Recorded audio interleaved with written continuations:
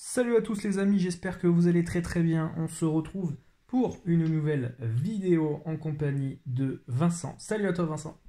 Hello Rémi, et puis bonjour à toutes celles et tous ceux qui nous rejoignent sur ce petit podcast pour le Tour de France, qu'elle est à la maison ou dans les voitures en train de nous écouter tranquillement. C'est ça, c'est un petit rendez-vous trimestriel on va dire. Normalement c'est trimestriel, mais là bon disons que on a eu une période un peu de non-course, donc du coup on devait se revoir un petit peu plus tôt, et puis avec le Giro, finalement on se revoit en août, c'est bien aussi, hein, c'est bien, hein, il fait un peu plus chaud quoi, mais voilà. Aujourd'hui, preview du Tour de France pour les habitués de la chaîne et ceux qui ont suivi les années d'avant. On fait généralement, j'aime bien faire avec Vincent, notre petite preview, notre petite analyse des différents classements, de la première étape, mentionner un petit peu les coureurs en forme, en méforme, vous donner des petits tips vis-à-vis de tout ça. Et puis, sans trop tarder, on va directement commencer dans le vif du sujet. Et j'ai envie de dire, on va commencer même dans le gratin, parce que on va viser le classement général. On ne rigole pas sur cette vidéo, on n'a pas le temps. Classement général. Alors évidemment, on va y passer un petit moment, parce que, bon, disons qu'il y a beaucoup de choses à dire. Hein. Toi déjà, je voulais un petit peu ton compte-rendu de la situation. Si tu veux un petit peu parler de ce qui a pu se passer là récemment sur les courses d'avant-tour, ce qu'on a pu avoir, et puis donner tes sensations vis-à-vis de tout ça. Alors dans l'analyse évidemment on va donner le pari que j'ai sur Bet par la volonté des choses, mais on vous expliquera ça et tout, mais voilà, et je t'écoute en fonction de ton analyse, de comment toi tu ressens le général, est-ce qu'il y aura des surprises, pas de surprises, etc. Voilà. C'est très simple, hein, sur ce qu'on a vu depuis la reprise de l'après-Covid. Roglic est au-dessus, clairement. Après, la grosse interrogation, c'est après sa chute sur le Dauphiné, où il en est. Il y a toutes les informations qui arrivent de partout. Sa femme qui dit qu'il n'est pas super, le DS de la Jumbo qui dit qu'en fait il n'est pas si mal que ça. C'est impossible à l'heure qu'il est de savoir est-ce que ça bluffe, est-ce que ça bluffe pas. Toujours est-il que regardez bien. Alors bon, pour l'instant les bêtes pour le Giro sont coupées, mais regardez bien, si jamais Roglic se retire sur le Tour de France avant la fin de la première semaine, faudra se jeter dessus sur le Giro à une cote, allez, même autour de 2, 1,80. Mais voilà, donc sur Roglic, c'est vraiment, donc voilà, vraiment tu seras d'accord avec moi, hein, aller aujourd'hui sur la cote de Roglic à 2,50, 2,60, 2,75 qui gagne le Tour de France, même à 3, je suis pas sûr que ce soit une bonne idée. Non. Le field, c'est pas non plus une bonne idée parce qu'il peut en fait être même à 90%, il peut arracher tout le monde. Donc voilà, donc ça c'est vraiment la pierre angulaire, c'est Roglic. Bernal. Attends, on va avant d'enchaîner sur Roglic, je vais mentionner un petit peu ce qu'il en est.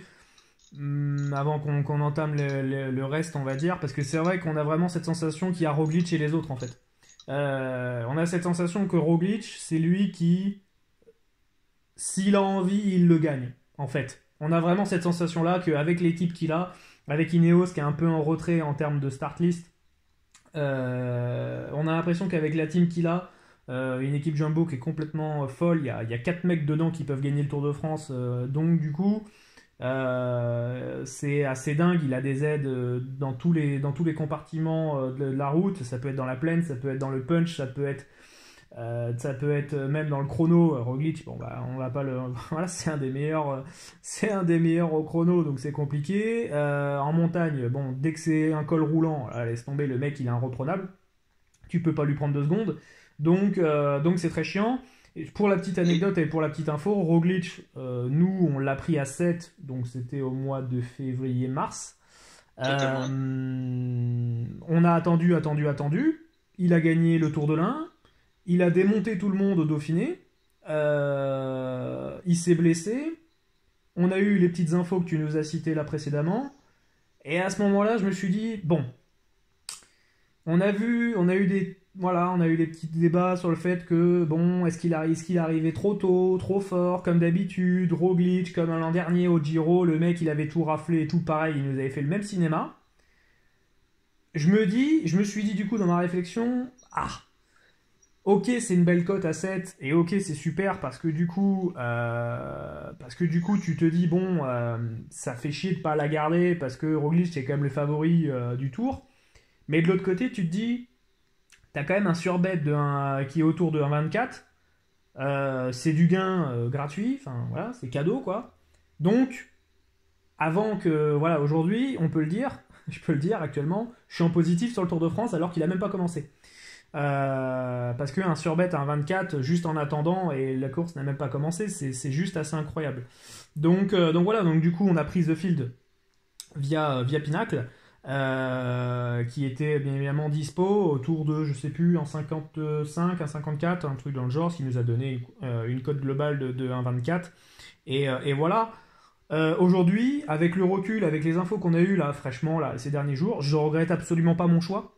Et donc aujourd'hui, c'est très difficile pour moi aussi de me positionner sur le général.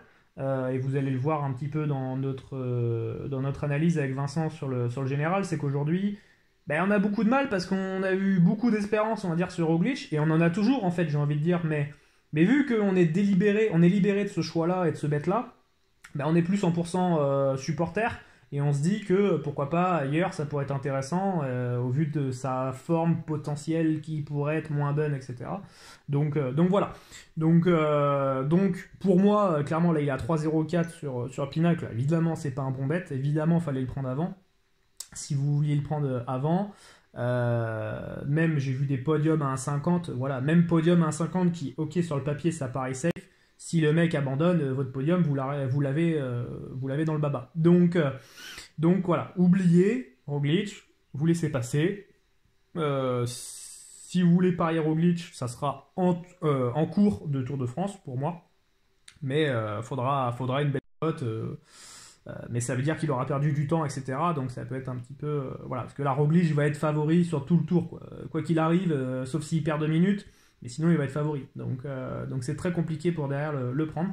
Et je te laisse poursuivre, Vincent, et enchaîner sur notre ami Egan Bernal, vainqueur sortant du Tour de France. Ouais, Bernal qui est autour de 3,50. Alors mauvais Dauphiné pour Bernal. Après, est-ce qu'il a anticipé la fameuse descente où tout le monde s'est cassé la gueule et Thibaut est tombé, Roglic est tombé sévère? Est-ce que Ineos avait reconnu le parcours? Ils se sont dit attention, il y a un endroit dangereux, on n'y va pas. Dans ce cas-là, c'est un coup de génie. Mais j'y crois pas trop parce que Pavel s'est aussi cassé la gueule à cet endroit-là. Ah non, Pavel s'est cassé la gueule le lendemain. Donc oui, c'est une grosse connerie. Le lendemain, ouais. Mais donc on peut remarquer que les Ineos sont passés au travers des gouttes à ce moment-là. Donc ça laisse le doute. J'ai l'impression, alors c'est ma conviction à moi, j'ai l'impression que pour Bernal, souvent gagner un Tour de France c'est compliqué à digérer.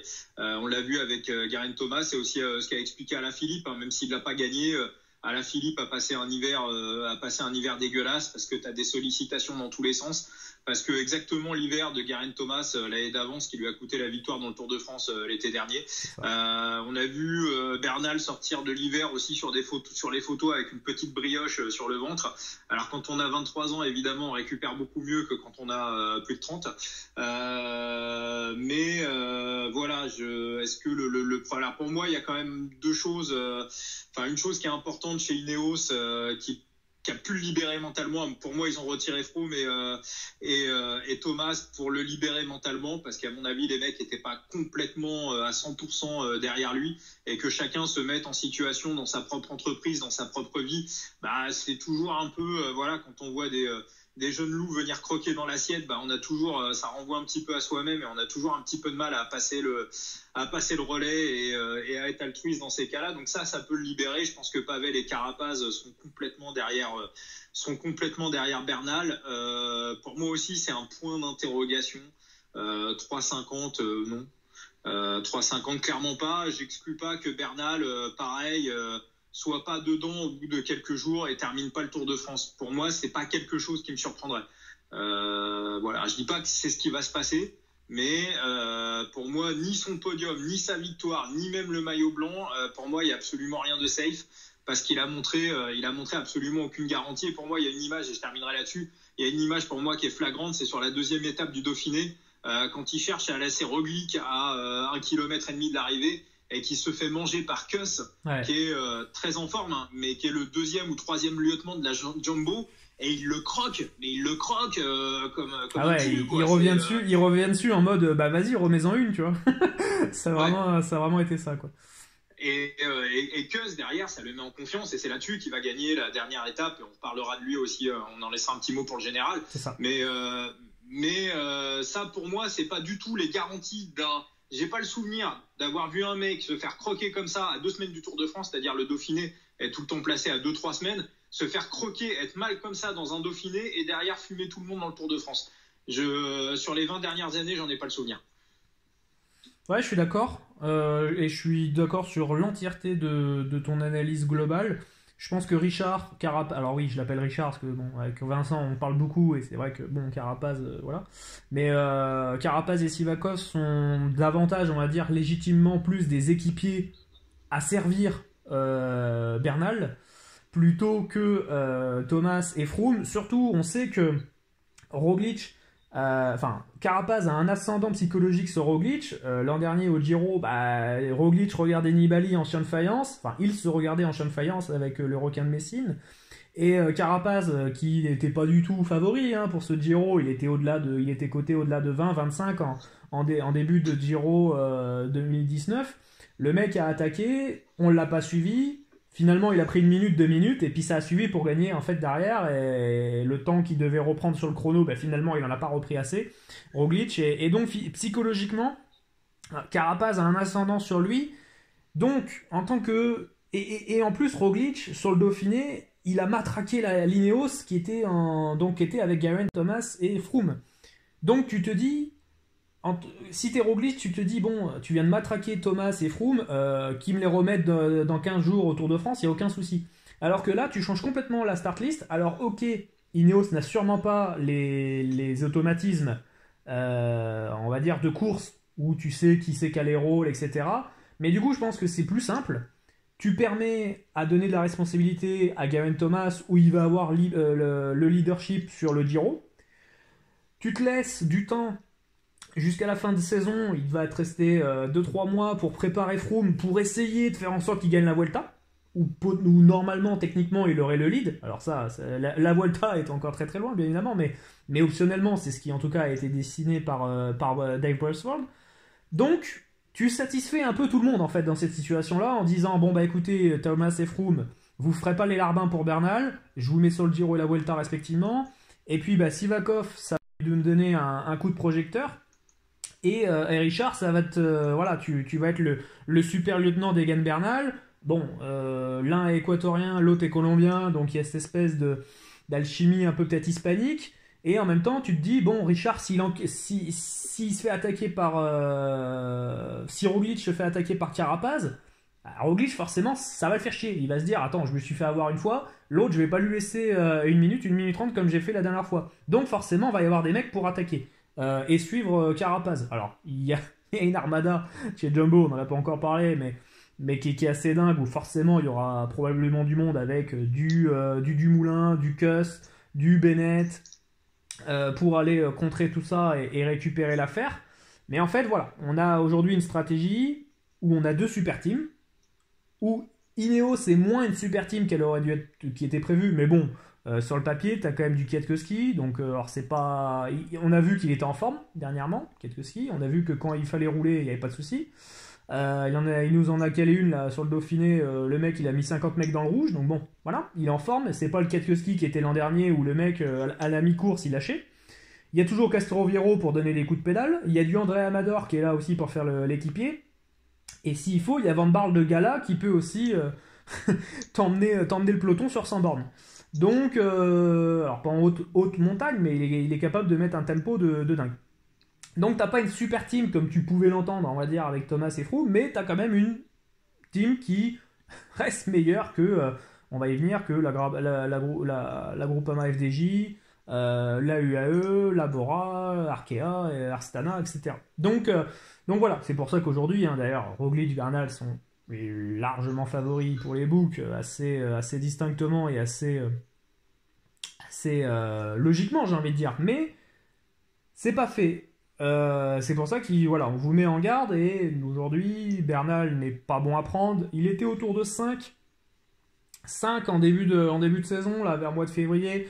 Il était favori, mais il était favori autour de 5 ou 6. Donc voilà, là, 3,5, ça vaut plus le coup. N'hésite pas, hein, Vincent, si tu veux rebondir sur ce que j'ai pu dire, mais voilà un petit peu, nous, l'analyse que j'ai, moi, sur cette situation-là, où on a l'impression quand même que la Jumbo est quand même beaucoup plus armée à tenir en montagne l'histoire. On n'a pas mentionné encore, on va en parler un petit peu après, mais en gros, dans ce Tour de France-là, on n'a qu'un seul contre-la-montre. Donc, et c'est un contre-la-montre qui est vallonné, plus que vallonné même, parce qu'on arrive à la planche des belles filles, chez Thibaut Pinot, entre guillemets. On a vu que l'an dernier, ça l'avait pas forcément réussi. Il avait fait une belle étape, mais ça n'avait pas été le plus impressionnant. Mais c'était dans un autre registre et un autre contexte. On était en début de tour. Là, on sera en fin de tour. Ça sera l'avant-dernière étape. Donc, ça sera la seule étape où, en gros, tu pourras reprendre du temps. Donc voilà, on a le topo, il est posé. Maintenant, on va dire parler de tout ce qui est, on va dire, les outsiders contenders. Donc là, on a du monde dans ce lot-là, et il y a de la surprise potentielle, et il y a des mecs qui sont un peu moins surprenants. On va commencer par Tom Dumoulin. Tom Dumoulin, il a chuté l'an dernier sur le Giro. C'est un gars qui revient de loin. Je sais pas si les gens ils ont vu, moi j'avais passé les photos, mais il avait le genou complètement ensanglanté lors de sa chute sur le Giro. Il a mis un temps fou il a mis quasiment 6 mois à pas être sur le vélo. On l'a vu en début de saison, limite le mec il mettait pas un pied devant l'autre. Et puis là, le mec a fait une préparation de dingue. Ils ont fait des stages en altitude et tout avec la Jumbo. Et le mec, tu sens que ça y est quoi. Course après course. Le Dumoulin moteur revient, et le mec il caresse les pédales comme jamais. Sur ce Dauphiné, t'as vraiment l'impression que le mec, course après course, il était de meilleur quoi. Il passait un step. Exactement. Quoi. Il passait un step, et tu te dis, mon Dieu, si son pic de forme arrive 3e semaine, mon Dieu, ce qu'il peut mettre sur le chrono l'avant-dernier jour du Tour de France. Moi, c'est vraiment la sensation que j'ai eue, et je crois que toi c'est pareil, mais on a vraiment l'impression que sur ce Tour de France, que Dumoulin peut peut-être pas reprendre une minute à tout le monde, mais tu vois, on va en parler juste de Pinot juste après, mais tu vois, sur un chrono comme va y avoir sur la planche des belles filles, il peut mettre une minute 30 à Pinot, quoi. S'il est en forme, Dumoulin met 1 minute 30 à Pinot. C'est énorme, 1 minute 30, hein, faut pas se le cacher, mais 1 minute 30, c'est faisable. Donc voilà, Dumoulin, je voulais avoir ton avis là-dessus, parce qu'évidemment, il est le super lieutenant de Roglic. Et à tout moment, si Roglic venait à quitter le Tour pour X raisons, Dumoulin serait évidemment leader légitime. Je rappelle qu'il y a l'absence de Steven Kruijswijk dans la start list de la Jumbo. Bah moi, Dumoulin, j'ai couvert en fin de Dauphiné à 9-2. Là, on le trouve à 7-22. C'est l'option numéro 2 pour moi. C'est le deuxième favori du Tour. Si Roglic est pas bien, il a les mêmes caractéristiques. Sur la planche des belles filles, il y a une grosse partie de plat avant la montée du col. Alors après, je sais pas si dans la montée il reprendra vraiment beaucoup de temps à Thibaut, parce que c'est une montée que Thibaut Pinot connaît très très bien, mais ouais, 45-50 secondes. Bon, après ça joue aussi beaucoup sur la fraîcheur en fin de tour, mais effectivement il monte en puissance. Et si sa forme est ascendante comme ça, comme tu disais, jusqu'en 3e semaine de tour, on peut retrouver le grand Dumoulin. Il a aussi un avantage psychologique sur tout le monde, dans la mesure où tous les mecs qu'il a en face sur le Tour de France, il les a tous dominés à un moment donné. Sur le Giro, il a mis 2 années de suite la misère à Pinot. Il a dominé Roglic sur le Tour de France il y a 2 ans. Donc globalement, il y a juste l'affrontement face à Bernal qu'il n'a pas eu, mais globalement, il n'y a personne qui lui fait peur. C'est ça. Donc pour moi, voilà, s'il y avait encore une pièce à mettre. Et en plus, il n'avait pas du tout la même équipe qu'il a actuellement. C'est-à-dire que là, aujourd'hui, il a une armada avec lui. alors qu'à la Sunweb, bon, il avait Sam Omen, et puis voilà, quoi. Donc, voilà, il était quasi tout seul, quoi. Ouais. Il y avait Kelderman, il y avait Kelderman aussi, mais bon, Kelderman, ouais, ok, il t'aide un peu, mais c'est pas un top grimpeur, quoi. Donc, voilà. Là, aujourd'hui, il a du monde, quoi, avec lui. Donc Dumoulin, 7,22, c'est peut-être un peu limite. C'est peut-être un peu limite pour la win, mais ouais, peut-être une petite piécette. Si vous avez eu pour ceux qui ont pris du Roglic, à 7 et qu'on pas couvert, moi ce que j'ai fait, hein, j'ai pas couvert, j'ai pas pris le fil de Roglic, je l'ai pas couvert. Effectivement, une option numéro 2, avoir un Dumoulin, si vous arrivez à trouver quelque part du 8,5, voilà, vous pouvez éventuellement couvrir, en se disant qu'on a du 7 sur Roglic, il y a du 8,5 sur Dumoulin, on attaque le Tour de France avec ça, on se dit qu'on est quand même pas trop mal. Maintenant, il y a plus de 8 hein, sur Dumoulin, ça a chuté complètement, on est sur du 7-13 là. Moi, au mieux de ce que j'ai, c'est 7-13, donc voilà. Après, ouais. Alors moi, c'est les cotes. Là, toutes les cotes que je vais vous donner et que Vincent a sous les yeux, alors moi, c'est des notes que j'ai pris cet après-midi. Donc là, je tourne, on est le 26 août. Donc moi, c'est des cotes que j'ai pris cet après-midi. Donc ça a peut-être un peu bougé, un peu varié lorsque vous écouterez la vidéo, mais grosso modo, voilà, on sera à quelque chose près, pas loin de la vérité. Vous allez voir, on a fait un joli travail. Tu as fait un joli travail. Ouais, non mais si, toi aussi t'as bossé. J'en parlais là de Pinot. Bon, on se dit, attends, on fait le topo 2 secondes, mais on se dit, bon, Roglic est blessé. Le mec, il peut déclarer forfait. Bernal a abandonné sur le Dauphiné, le mec avait mal, etc. Tu sais pas trop quelle forme il est. Sur le Dauphiné, Pinot, il a montré qu'il avait le niveau. Il a montré que fallait compter sur lui.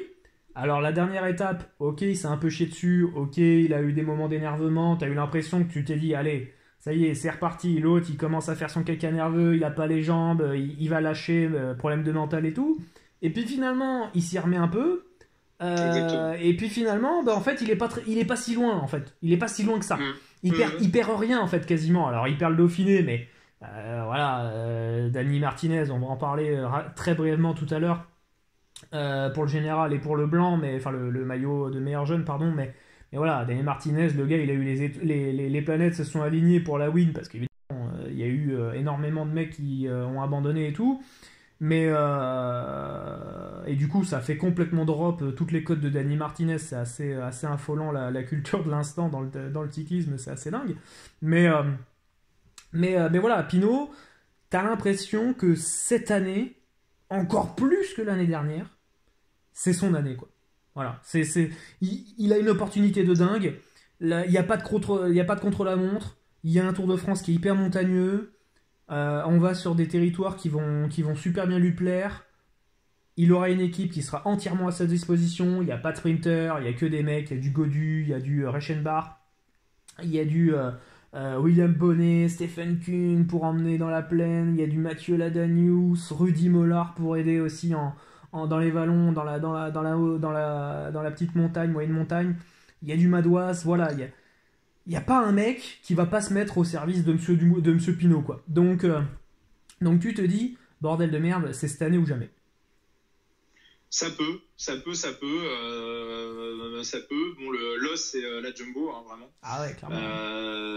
Parce que s'il faut pas taper Roglic, il faudra taper Dumoulin. Et s'il faut pas taper Dumoulin, bon, on en reparlera en fin de truc pour le général, mais il y en a un petit aussi qui pourrait faire mal chez Jumbo. C'est ça. Donc, mais maintenant, je trouve que Thibaut Pinot podium à 2,75, c'est pas mal. C'est pas mal du tout. Ça se tente, quoi. Voilà. C'est pas mal du tout. C'est vraiment, vraiment pas mal. Voilà. Donc ceux qui ont rien placé ou quoi, c'est vrai que ça se tente. Après, il y a toujours moi, j'ai toujours ce point d'interrogation et je l'aurai jusqu'à ce que ce Tour de France-là s'achève et j'espère avec Pinot dans ses rangs. Pinot a toujours du mal à finir les grands tours. Il n'a pas fini les Giro. Il avait fait podium en 2014 sur le tour. Mais sinon, le mec, soit il abandonne, soit il a un pépin physique, soit fracture du mental. Enfin bref, voilà.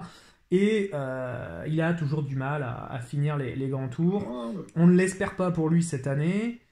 On a eu des prémices sur le Dauphiné qui n'ont pas forcément rassuré, où tu te dis oh, c'est pas vrai quoi, le mec ça y est il a une crampe, il est pas capable de serrer les dents, tu vois, 20 bornes et de limiter la casse quoi. T'as vraiment l'impression que quand il y a une pierre qui manque du château, t'as l'impression que le truc va s'effondrer. Donc c'est ça qui m'embête en Pinot, c'est que t'as l'impression que quand tout va, alors là le mec est magnifique, mais dès qu'il y a une petite carte qui se glisse, tu vois, dans le paquet et que c'est pas une bonne carte, t'as l'impression que le château peut s'effondrer. Et c'est ça qui est le plus embêtant dans un bet comme Pinot, c'est que t'as l'impression qu'il peut gagner le Tour de France comme prendre une bordure à l'île d'Oléron en milieu de tour, et puis le mec se prend 4 minutes et puis c'est rideau quoi. Donc voilà. Je suis pas français et je suis pas supporter de Pinot forcément, mais je suis d'accord avec toi là-dessus. Un petit podium de Pinot pour ceux qui n'ont rien du tout investi ou quoi que ce soit, ça peut clairement se tenter. Vous aurez probablement pas de regrets, et même si vous devez en avoir, on a envie de dire, c'est quasiment le meilleur bet que vous pouvez prendre sur le classement général à l'heure où on est. Ah, le podium, il l'a. Ce qui est sûr, c'est que le podium, il l'a dans les jambes. Oui. Et il l'a aussi dans la tête. Je pense que ce qu'il a fait sur le Dauphiné, où il est complètement à la rue sur l'avant-dernier col, et il y a peut-être 1 an, 2 ans, 3 ans, il aurait lâché, il aurait fait 4 minutes. C'est ça. Là, il se remet dedans, il revient chercher la 2e place. Il est pas loin de reprendre la première. À un moment donné, il est 4e ou 5e au général. Donc, pour n'importe qui fait du sport, faire un effort, se mettre une caisse et ensuite repartir. Alors il y a Julien qui le remet un petit peu. C'est là où on voit toute la mentalité du gars. C'est Julien qui lui met un coup de pédale et qui le remet dans le bon sens. Donc Thibaut, c'est beaucoup de mental.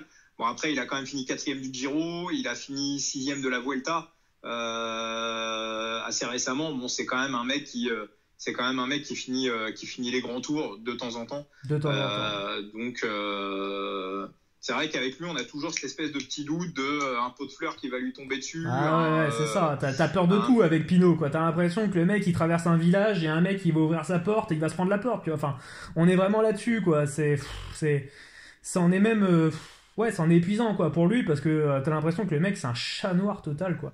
Et on va en parler là tout à l'heure quand on va entamer le blanc, mais quand tu vois la forme de Gaudu, putain, Gaudu l'an dernier, il volait. On a vu le Tour du Limousin. Alors ok, c'est le Tour du Limousin, le mec a été malade, etc. Le mec n'a pas pu suivre des mecs des équipes continentales, quoi. Donc tu te dis, le Gaudu qui était l'an dernier, qui pouvait aider Pinot, et t'as l'impression que des fois il était même peut-être meilleur que Pinot. Là on n'est pas du tout dans la même dynamique pour David Gaudu.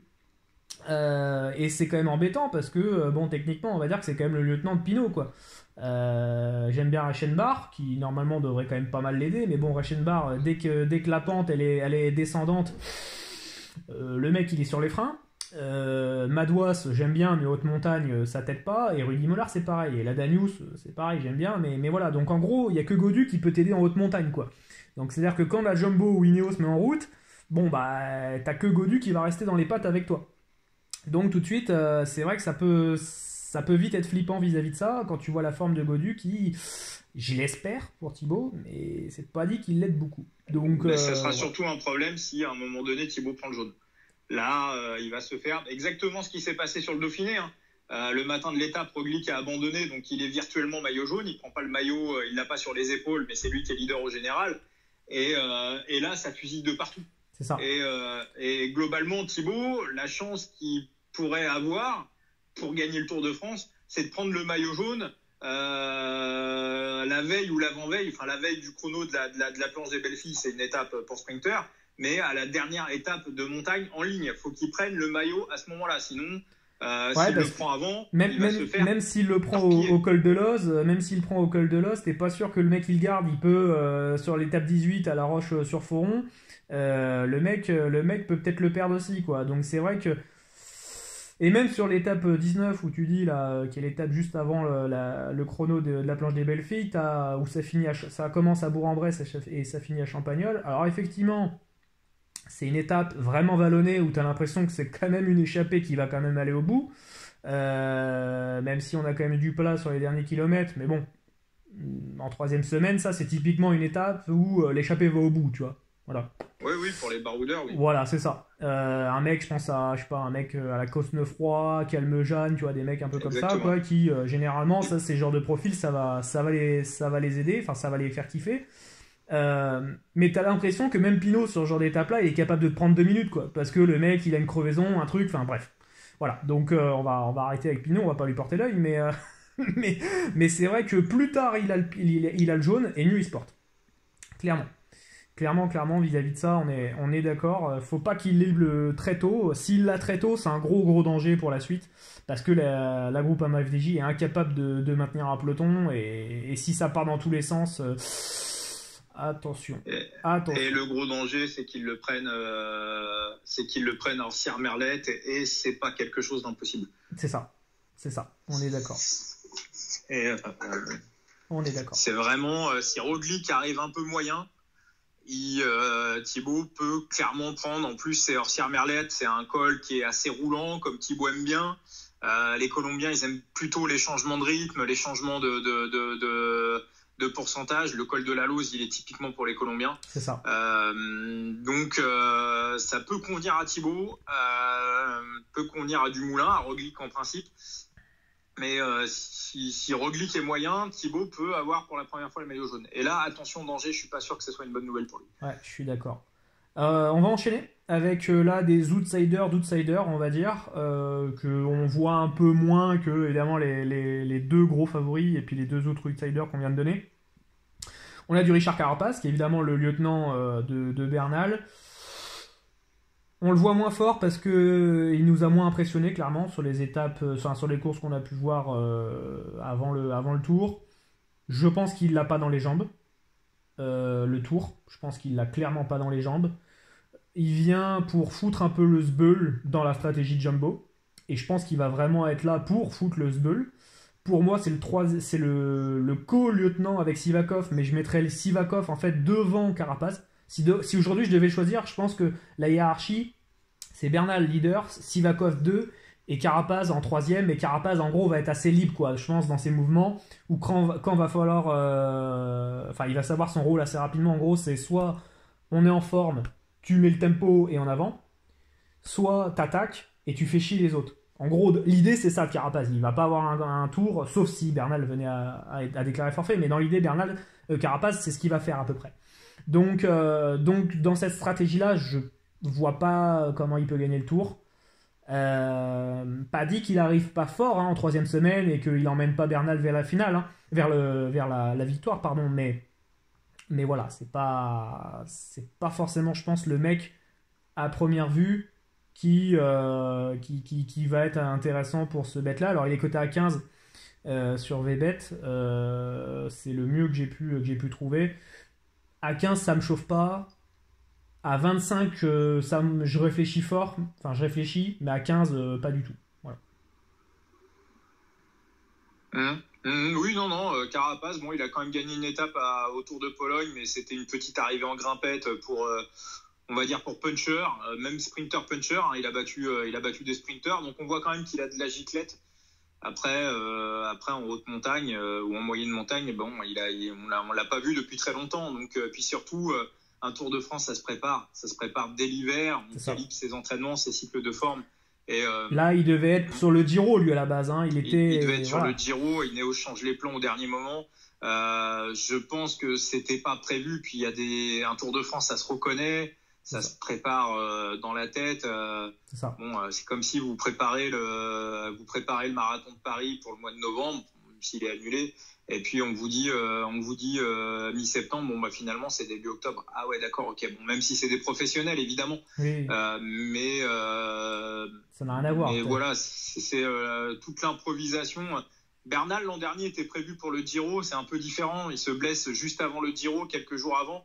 Donc ça veut dire que la préparation foncière pour un grand tour, il l'avait déjà, il a juste eu à se remettre de sa clavicule, et ensuite il a pu anticiper, aller préparer le Tour de France. On a vu que sur le Tour de Suisse, il était déjà en pleine forme. Donc c'est un peu, quand c'est dans ce sens-là, c'est moins emmerdant. Si Carapaz avait été prévu pour le Tour de France, c'est pour ça que je dis Roglic, si ça va pas sur le Tour de France, prenez-le pour le Tour d'Italie. On est d'accord. J'enchaîne avec Pogačar, le jeune de UAE. Alors, je vais pas dire jeune leader, parce que UAE a dit et mentionné que Aru devait être le leader. Mais enfin bon, Aru devait être sur une course là dernièrement, et finalement ils l'ont exclu de la course. Donc les rapports entre UAE et Aru, je suis pas sûr qu'aujourd'hui ça soit au beau fixe. Et quand on voit les performances de Pogačar, il fait podium 3ème l'an dernier sur la Vuelta. Bon, le gamin, il a 20-21 ans, il fait 3ème sur la Vuelta. Bon, voilà, bonjour. Bonjour. Donc là, il arrive, on va dire, je pense, en leader pour le classement général, avec dans la tête l'idée de gagner le maillot blanc, donc le maillot de meilleur jeune.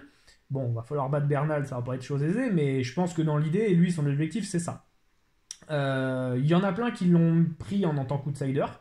Il est coté à 15 actuellement, il était assez haut il y a pas mal de mois, mais il a toujours été dans ce range-là. Là. Il a jamais été beaucoup plus haut, quoi. Il a jamais dépassé les 20-25, quoi, Pogačar.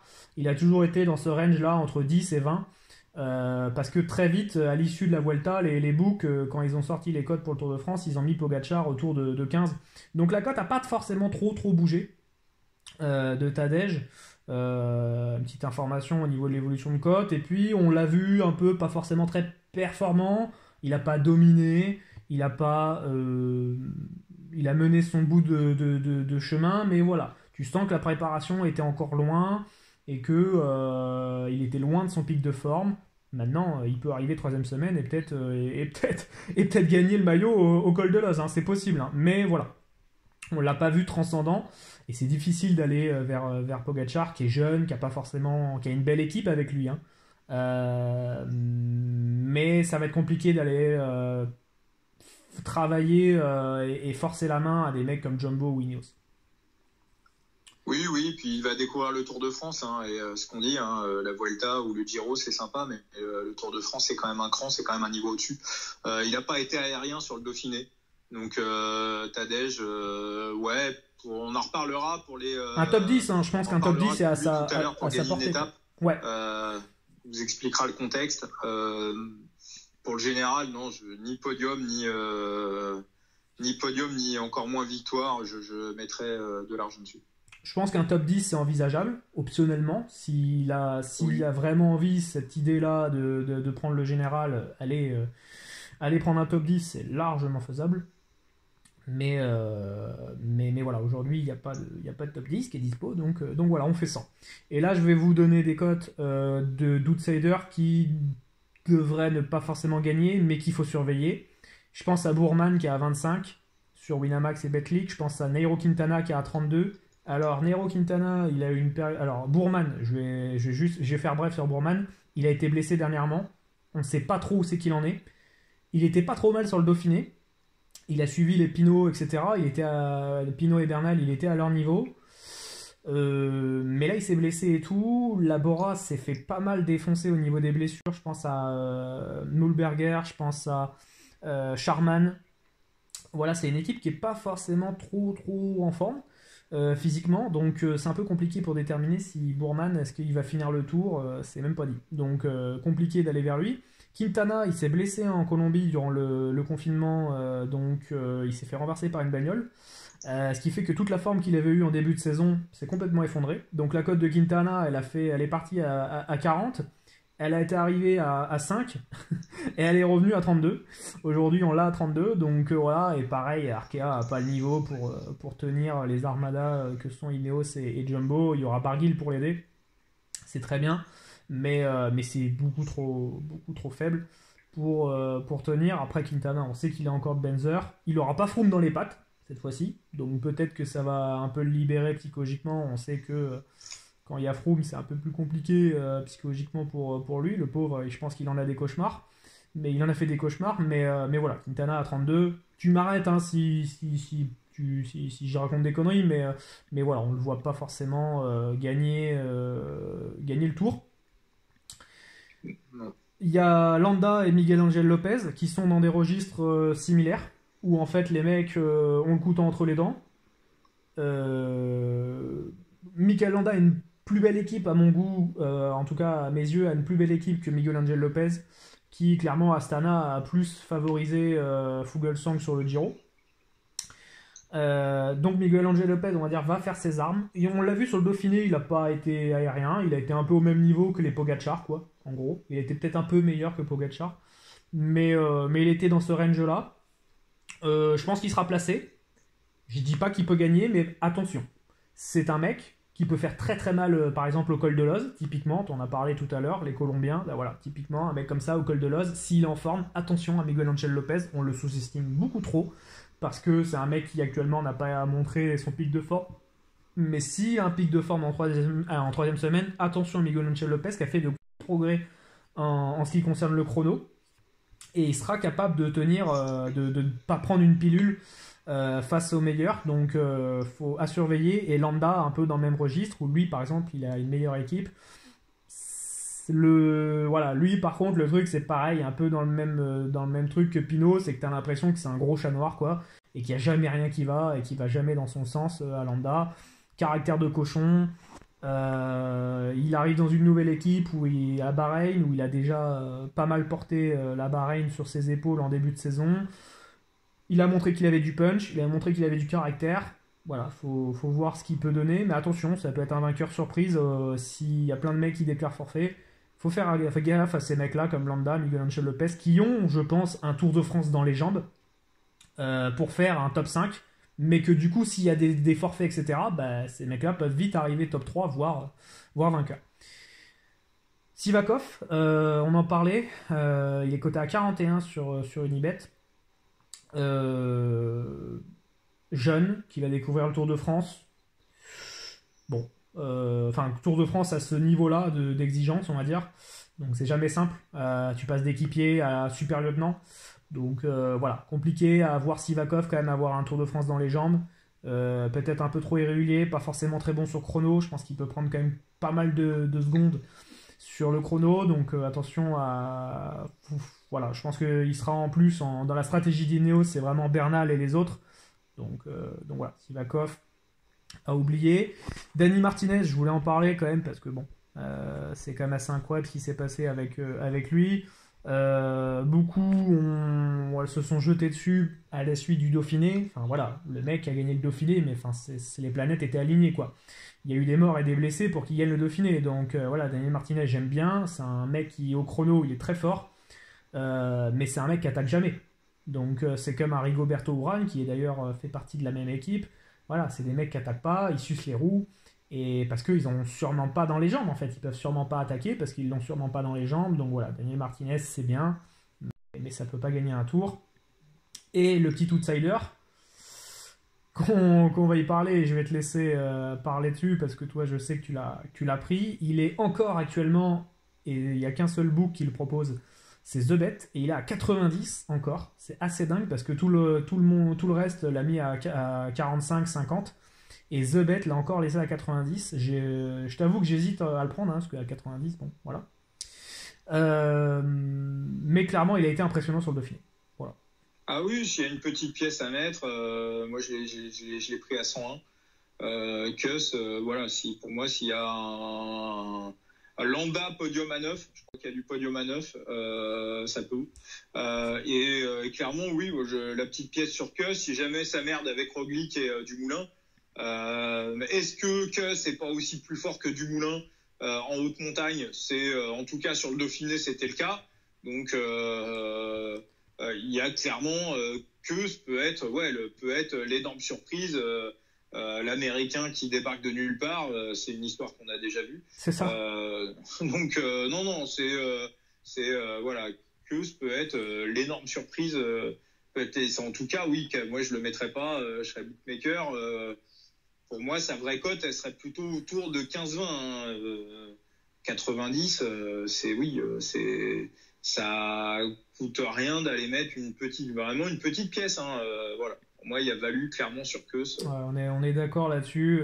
Aujourd'hui, c'est le troisième larron de Jumbo. Il y a Roglic, il y a Dumoulin, et après il y a Kuss, parce que quand tu vois les performances qu'il a eues, il a tout simplement roulé. Il a repris absolument tout le monde. Il a été incroyable. Il a montré une facilité assez affolante. Donc attention qu'il lui ait la relève de la Jumbo, mais attention à ce que la relève ne soit pas déjà plus forte que le peloton. On a vu une relève qui devait être la relève, et puis je pense à Bernal en 2018 qui en fait était la relève, et puis en fait l'année d'après il a gagné. Donc attention à Kuss qui a l'équipe en plus pour dominer. Donc il fera partie des mecs qui vont rouler et imposer un tempo d'enfer. Mais voilà. Ça vaut le coup de poser une pièce au cas où, tu vois. C'est toujours ça de prix. Alors peut-être après, si vous voulez être un peu plus safe, prendre un top 3, bon, pourquoi pas. J'ai pas regardé les codes pour le podium, mais voilà. On a fait le gros du boulot au niveau du classement général. Ça a pris beaucoup de temps parce qu'évidemment, il faut poser le contexte, il faut poser les analyses, et puis bon, disons que c'est un peu ça qui nous anime aussi. On va être un peu plus bref sur les autres classements. On va donc tout de suite aller se diriger sur le classement montagne, où là, ceux qui connaissent déjà un petit peu les émissions, vous savez que c'est pas forcément des classements très safe, vous savez que c'est très compliqué à parier. Je le répète pour ceux qui écouteraient juste là, le classement montagne, c'est un peu un classement qui se définit au fil de la course. On a vu que Romain Bardet avait pas forcément l'objectif de le faire l'an dernier, et puis finalement, il prend énormément de minutes pour le général, et puis du coup, ça en devient l'objectif. Alaphilippe, il y a 2 ans, il avait comme objectif d'avoir le maillot de grimpeur, mais aujourd'hui, cette année, il l'a pas forcément dit vraiment officiellement. Il n'a pas dit je vise le grimpeur. Voilà, Alaphilippe est entre deux eaux et il est un peu style Jalabert, quoi. Il peut être maillot vert, maillot de grimpeur, et puis en même temps il peut être top 10 sur le général, quoi. Voilà, c'est un mec un peu comme ça, quoi. Donc c'est vrai que c'est un peu relou. Alaphilippe, alors il est logiquement favori, mais c'est pas un classement qu'on vous recommande si vous voulez du safe. Si vous voulez tenter des trucs, il y a de quoi faire, mais si vous voulez du safe, c'est vrai que c'est pas forcément le meilleur classement à prendre. Oui, c'est vraiment un classement à faire. C'est vraiment un classement à prendre, je dirais presque en live pendant le Tour de France. On parlait de Tadej tout à l'heure, ça peut être complètement un objectif pour lui s'il foire sa première semaine.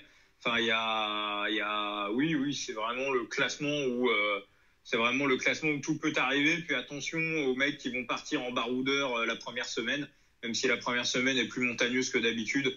On a vu avec Wellens l'année dernière, le maillot du grimpeur, il est quand même compliqué à tenir du début à la fin. Alors il y avait sur le Giro, on s'était fait avoir sur le petit Italien là j'ai bouffé son nom. Masnada, hein? Masnada? Non, pas Masnada, qui avait eu le maillot du grimpeur sur le Giro l'année dernière. Qui connais? Qui est sur. Hein? Oui, tu m'as dit qu'il allait.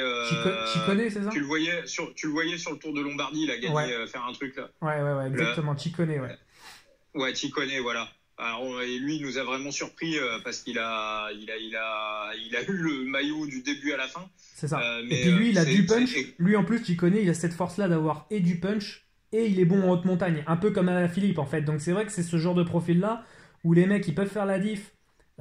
Sur des cols des deuxième catégorie ou des premières où ça demande des fois le final est pas forcément très très pentu, et donc ces mecs là peuvent avoir les points, et en même temps les mecs savent gérer des cols roulants, etc., et peuvent aller choper du point dans les hors catégories. Donc c'est vrai que c'est des profils qui sont assez intéressants, du Ciccone, du Pogacar, et dans ce registre là. Alors là c'est une wildcard, mais il y a du Kamna, le jeune de la Bora qui s'est révélé sur le Dauphiné. Le mec a été assez fort. Et après, on a toute une série de mecs qui sont des grimpeurs, on va dire quasiment purs. Je pense à De Gent, Yates, Barguil, Formolo est un peu dans Formolo est une belle wildcard. Pour le coup, moi, c'est un bet que j'apprécie, enfin qui est pas mal. À voir quel rôle il a pour UAE. Mais Formolo, ça peut être une wildcard à tenter. Il est à 24 sur The Bet. Voilà, c'est pas déconnant à 24. C'est un truc, si vous voulez juste mettre une pièce et un peu vibrer, quoi, j'ai envie de dire, bon, pourquoi pas. Maintenant, comme je vous dis, hein, c'est un truc, attention, hein, c'est pas safe du tout ce que je vous dis là. Il y a du De La Cruz qui peut tenter l'affaire aussi, c'est à 34 sur VBet. Bon, voilà, j'avais noté, moi, Chavez. Avec la Mitchelton, tu sais pas trop quels sont ses objectifs. Les mecs vont visiter les étapes à la Mitchelton, donc voilà, des mecs comme Yates, Chavez, bon, potentiellement, ça peut être des mecs qui peuvent viser le maillot de grimpeur à un moment donné. J'ai pensé à Higuita. Higuita, on va en reparler dans le maillot de jeune, mais c'est un mec qui s'est blessé durant le Dauphiné. Non, pas le Dauphiné. Dauphiné. On sait pas trop où est-ce qu'il en est, et lui non plus. Il a dit que c'est la route qui déterminerait un peu ses objectifs. Donc ça veut tout dire. Ça veut dire que s'il a les jambes, il va viser le classement général et donc le maillot de jeune. Et s'il n'a pas les jambes, il risque d'aller chercher une étape, voire le maillot de montagne. Et il l'a clairement dans les jambes, les maillots de montagne. Donc un mec qui a 35, un Higuita comme ça, jeune, qu'on va clairement laisser partir. C'est un mec, si en début de semaine, en première semaine, il va prendre 4 minutes, c'est un mec qu'on laissera partir, on va laisser échapper, il n'y aura pas de souci. Donc voilà, un mec comme Higuita à 35, ça peut toujours être sympa. Puis t'as des mecs comme Zacharine aussi, à 35, mais voilà, c'est des profils un peu plus grimpeurs, moins adaptés, on va dire, à ce qui se fait dernièrement sur les vainqueurs des précédents classements de montagne qu'on a pu voir. Est-ce que tu as une wildcard, toi Alors nous, on avait vu Pierre Roland à 30. Il est à 30 sur Betclic, Pierre Roland qui, voilà, pour la Vital Concept, t'imagines, Vital Concept, première fois que tu fais le tour, tu peux ramener le maillot de la montagne, enfin pour eux, ils ont clairement réussi le tour, quoi, c'est super, quoi. Enfin, ça serait super.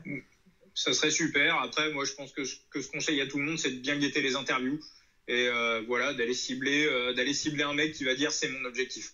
C'est ça. Il y a eu une rumeur qui a tourné il y a 3 semaines, l'entraîneur d'Alaphilippe qui a vaguement évoqué le truc. Mais encore une fois, tu sais pas si c'est du bluff. L'an dernier, il est arrivé, il était à 2,5 à Alaphilippe pour le maillot à poids.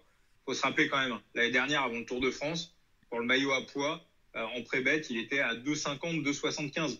Bon, on a vu qu'il a bifurqué parce qu'il avait eu le maillot à poids l'année d'avant assez facilement. Et puis, il a fait 14 jours en jaune, scénario complètement inattendu. Et voilà, ceux qui avaient mis des grosses sommes sur Alaphilippe maillot à poids, ils ont été enrichir les bookmakers. Donc, c'est vraiment bien écouter les interviews et se méfier éventuellement il peut aussi y avoir de l'intox sur les déclarations des uns et des autres. On est d'accord. On va passer directement au sprint, au maillot de sprinter. Alors là, on a un plateau qui est un peu moins imposant qu'on a pu avoir peut-être les années précédentes. On a Sagan qui est en clair gros favori. Clairement, Sagan, voilà. Il n'y a pas à chier. Le mec reste le favori. Mais alors attention, parce que 1,76, les amis, c'est quand même pas la sécurité sociale. Autant il y a des années, Sagan, quand on l'avait à 1,5, 2, tu savais que le mec allait dérouler tout le monde. Mais là, on va pas dire que on va dire que depuis le début de saison, on voit pas grand-chose de Sagan, quoi. Donc, c'est vrai que ça fait un peu peur.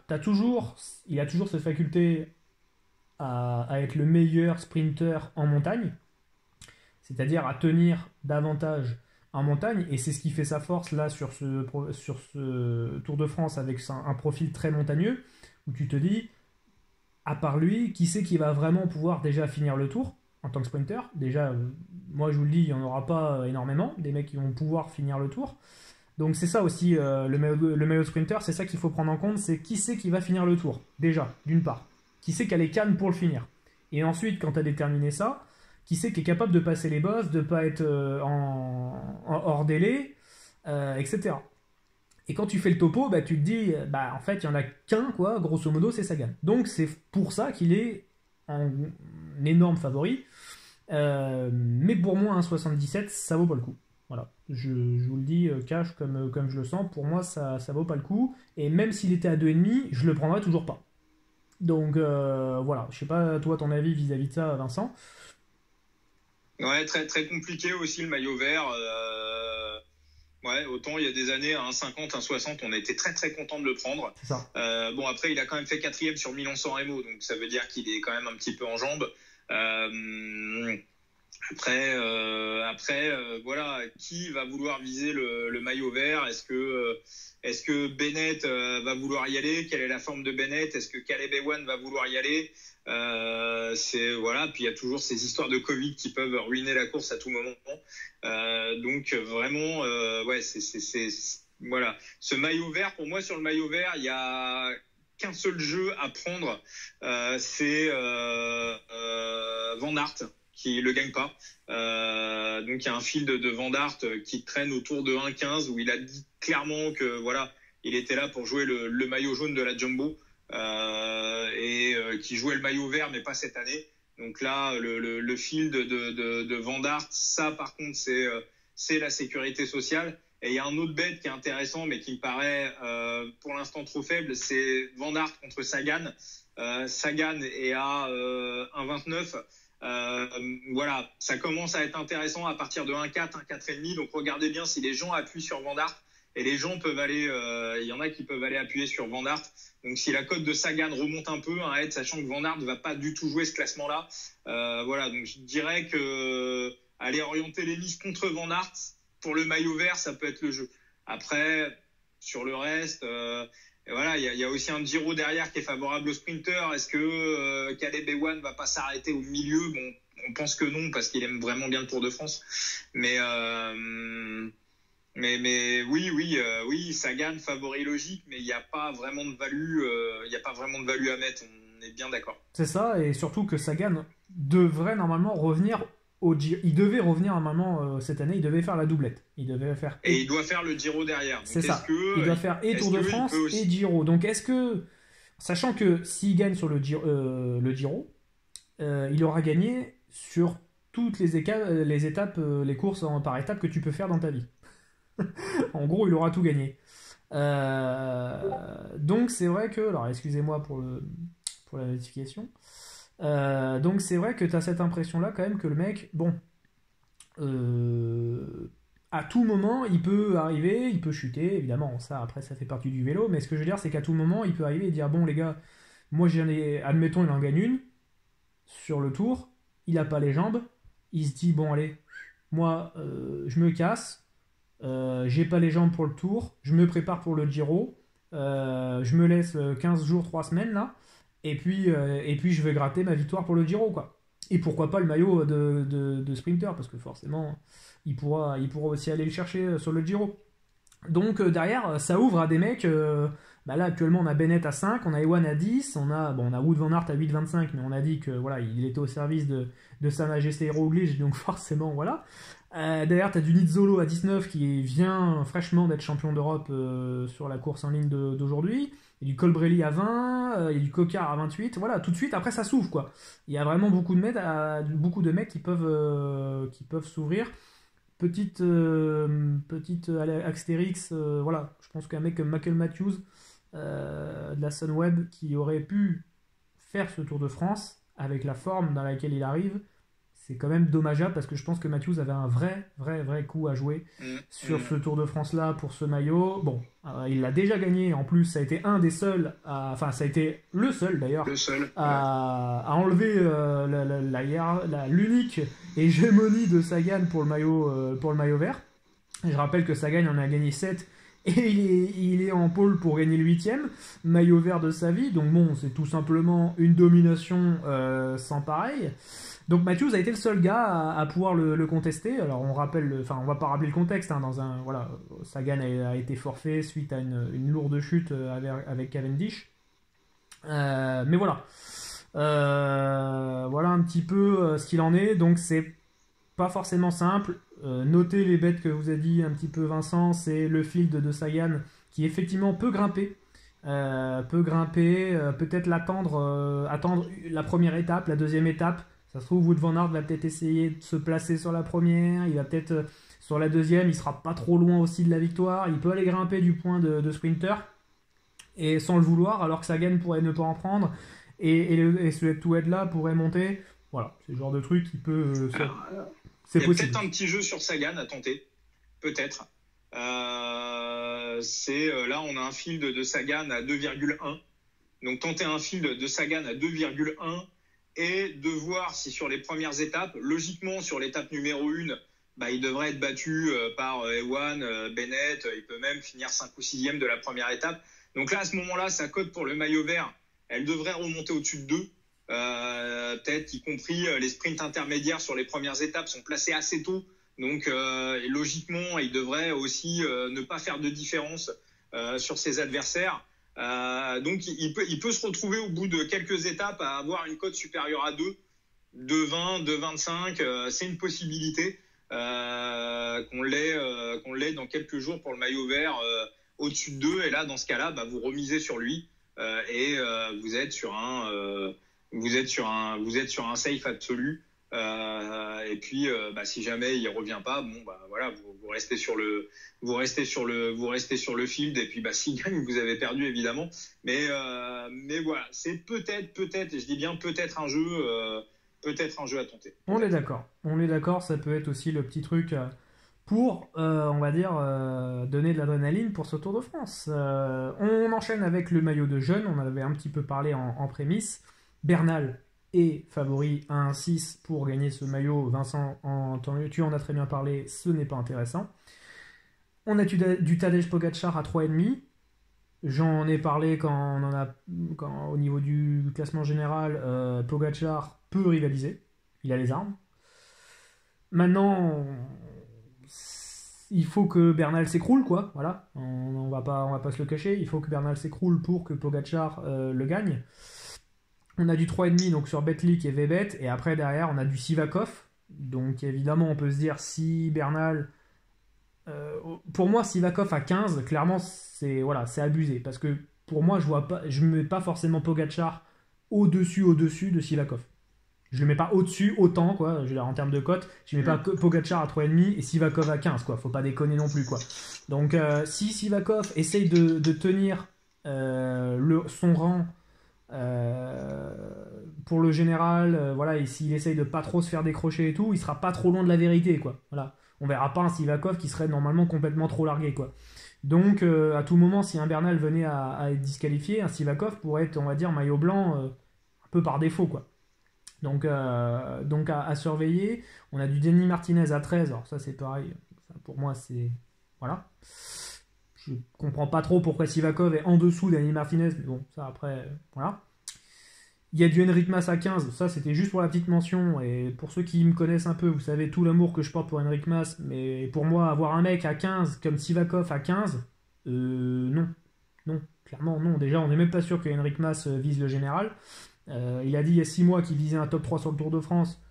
Disons que je sais pas où c'est qu'il apprend sa bœuf, mais elle est bonne, clairement elle est très très bonne. Parce que lui, s'il fait top 3 sur le Tour de France, moi je suis sur les Champs-Élysées en slip, hein, je vous le dis. Vous pouvez capturer ce moment-là, mais je vous le dis. Je monterai à Paris s'il faut, il n'y a pas de problème. Donc, attention Rémi, je te rappelle qu'il y a un mec comme ça un jour qui a dit que si Neymar venait à Paris, il suçait tous les books de Paname. Ouais, non, mais t'inquiète. Non, mais moi j'ai dit, j'irai en slip, j'irai au slip aux Champs-Élysées si Enric Mas est top 3 sur le général. Je te le dis. Tu peux capturer ce moment-là, je te le dis, parce qu'Enric Mas, je vais vous le dire comme je le sens, et honnêtement, pour moi c'est une saucisse. Pour moi c'est la plus grosse escroquerie, et c'est le mec le plus surcoté qu'il peut y avoir dans le monde du vélo. Mais voilà, le mec, très bien, il n'y a pas de problème, il a fait une très bonne Vuelta et tout. Là il a changé d'équipe, il vient chez Movistar, une Movistar qui est complètement décimée. Il n'y a pas du tout il y a une dynamique qui est dégueulasse. Les mecs, je sais même pas s'ils ont gagné une étape cette année. Voilà, il n'y a rien qui va, quoi, à Movistar. On ne sait même pas l'objectif qu'il a. Alors, bon, Vincent va nous en parler un petit peu plus tard là, de la Movistar. Mais voilà, clairement, Mas à 15 contre Sivakov, et Sivakov à 15, clairement, je prends Sivakov à 15 tous les jours. Donc voilà. Kamna à 35, c'est pas mal. C'est une bonne wildcard. Alors, je pense pas qu'il gagnera, hein, parce que pour moi, je pense qu'il vise une victoire ou alors le maillot de grimpeur dans l'absolu. Donc pour moi, voilà. Mais s'il y a des morts et des blessés, comme on dit, ça peut être un truc, voilà. Et il y a du Higuita à 41. Là, c'est pareil. Comment tu peux mettre Higuita à 41 et Enric Mas à 15 ? Comprendra qui pourra, d'accord, hein, mais Higuita a clairement Mas dans les jambes, il l'a clairement. Donc Higuita à 41 sur Vebet peut être aussi quelque chose de très intéressant. Maintenant, on va pas se le cacher. Si tout va bien, et si personne chute, et si personne s'écroule, Bernal le gagne. Voilà, il n'y a pas photo. Bernal le gagne. Dans le col de Lodz, s'il a envie de mettre 3 minutes à tout le monde, il met 3 minutes à tout le monde. Il n'y a pas de problème. Donc là-dessus, on est réglo, il n'y a pas de souci. Maintenant, voilà. Faut toujours on est sur une année 2020 qui est complètement folle. On est sur un peloton qui est complètement fou. On a des rebondissements, on a des informations qui circulent quasiment tous les jours. Enfin, c'est un truc de dingue. Donc voilà. Il faut toujours essayer d'anticiper un petit peu les surprises. Voilà, c'est le jeu un peu du chat et de la souris avec les bookmakers. Pour ces paris-là. On va passer au classement. Ouais. On va passer au classement équipe. Je vais pas trop parler pour le classement équipe. Je vais te laisser un petit peu donner ton explication, toi, et ta vision des choses vis-à-vis de tout ça. Sur le jeune, il y a juste un bet qui me paraît sympa. Vas-y. T'as tout dit, c'est un heads up.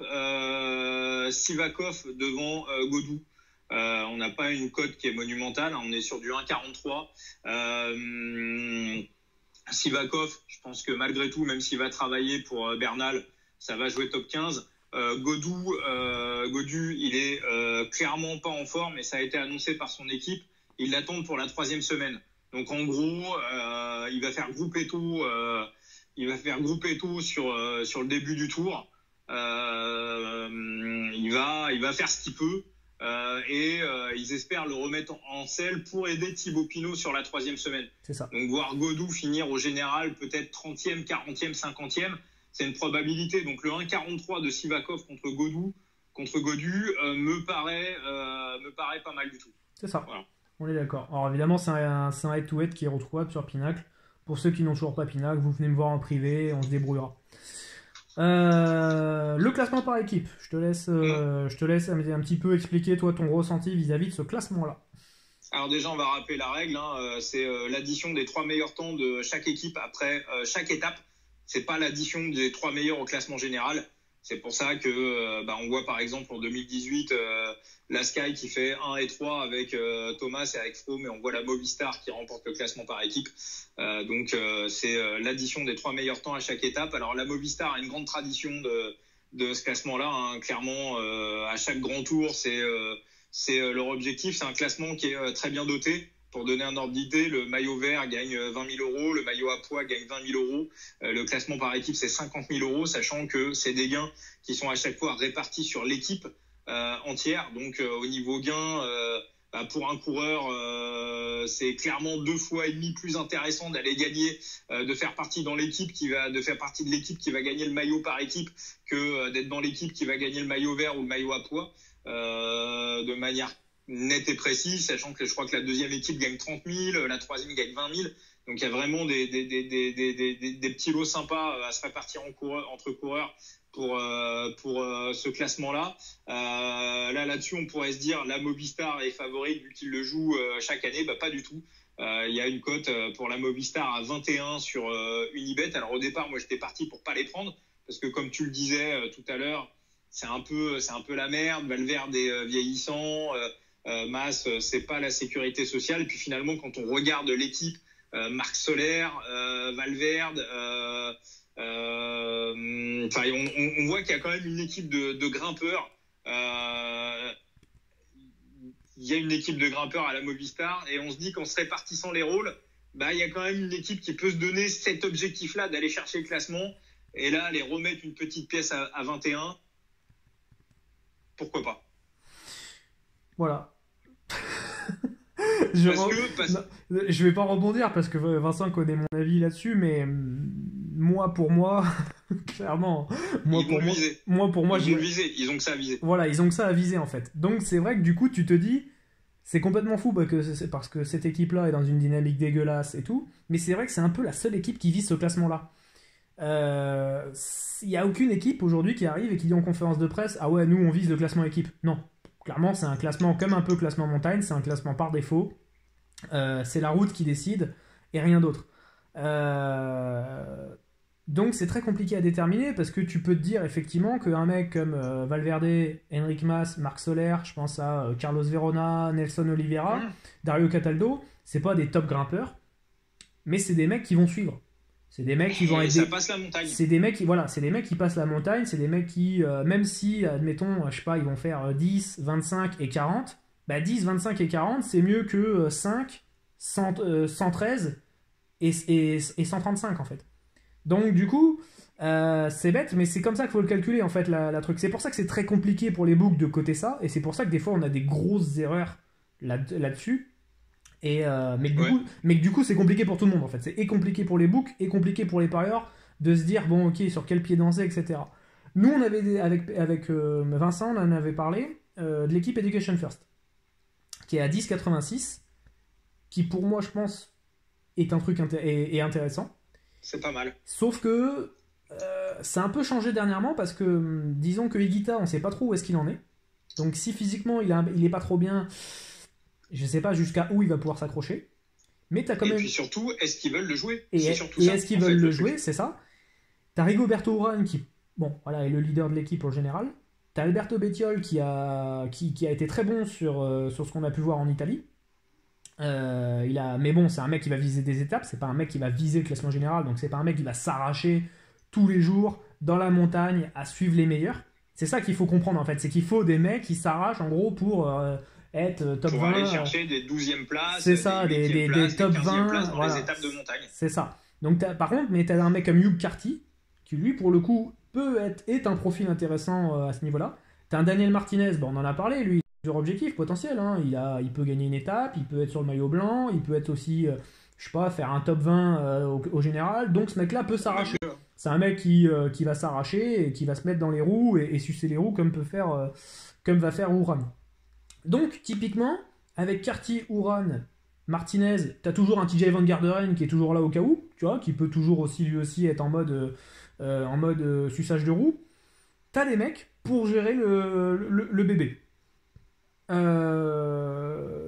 y a la Bahreïn Merida aussi qui est assez intéressant parce que t'as quand même donc Mikel Landa qui vise le général, t'as Wout Poels qui est un lieutenant, qui est un ancien lieutenant de chez la Ineos. Quel rôle a Poels aujourd'hui? Très compliqué à déterminer, on l'a vu très peu rouler. Est-ce qu'il va aller vouloir chercher des étapes en haute montagne? Est-ce qu'il aura sa carte? C'est pas facile à déterminer, mais je pense qu'il sera super lieutenant le lambda et qu'il faudra, ça sera le dernier maillon de la chaîne avant de lancer lambda en haute montagne.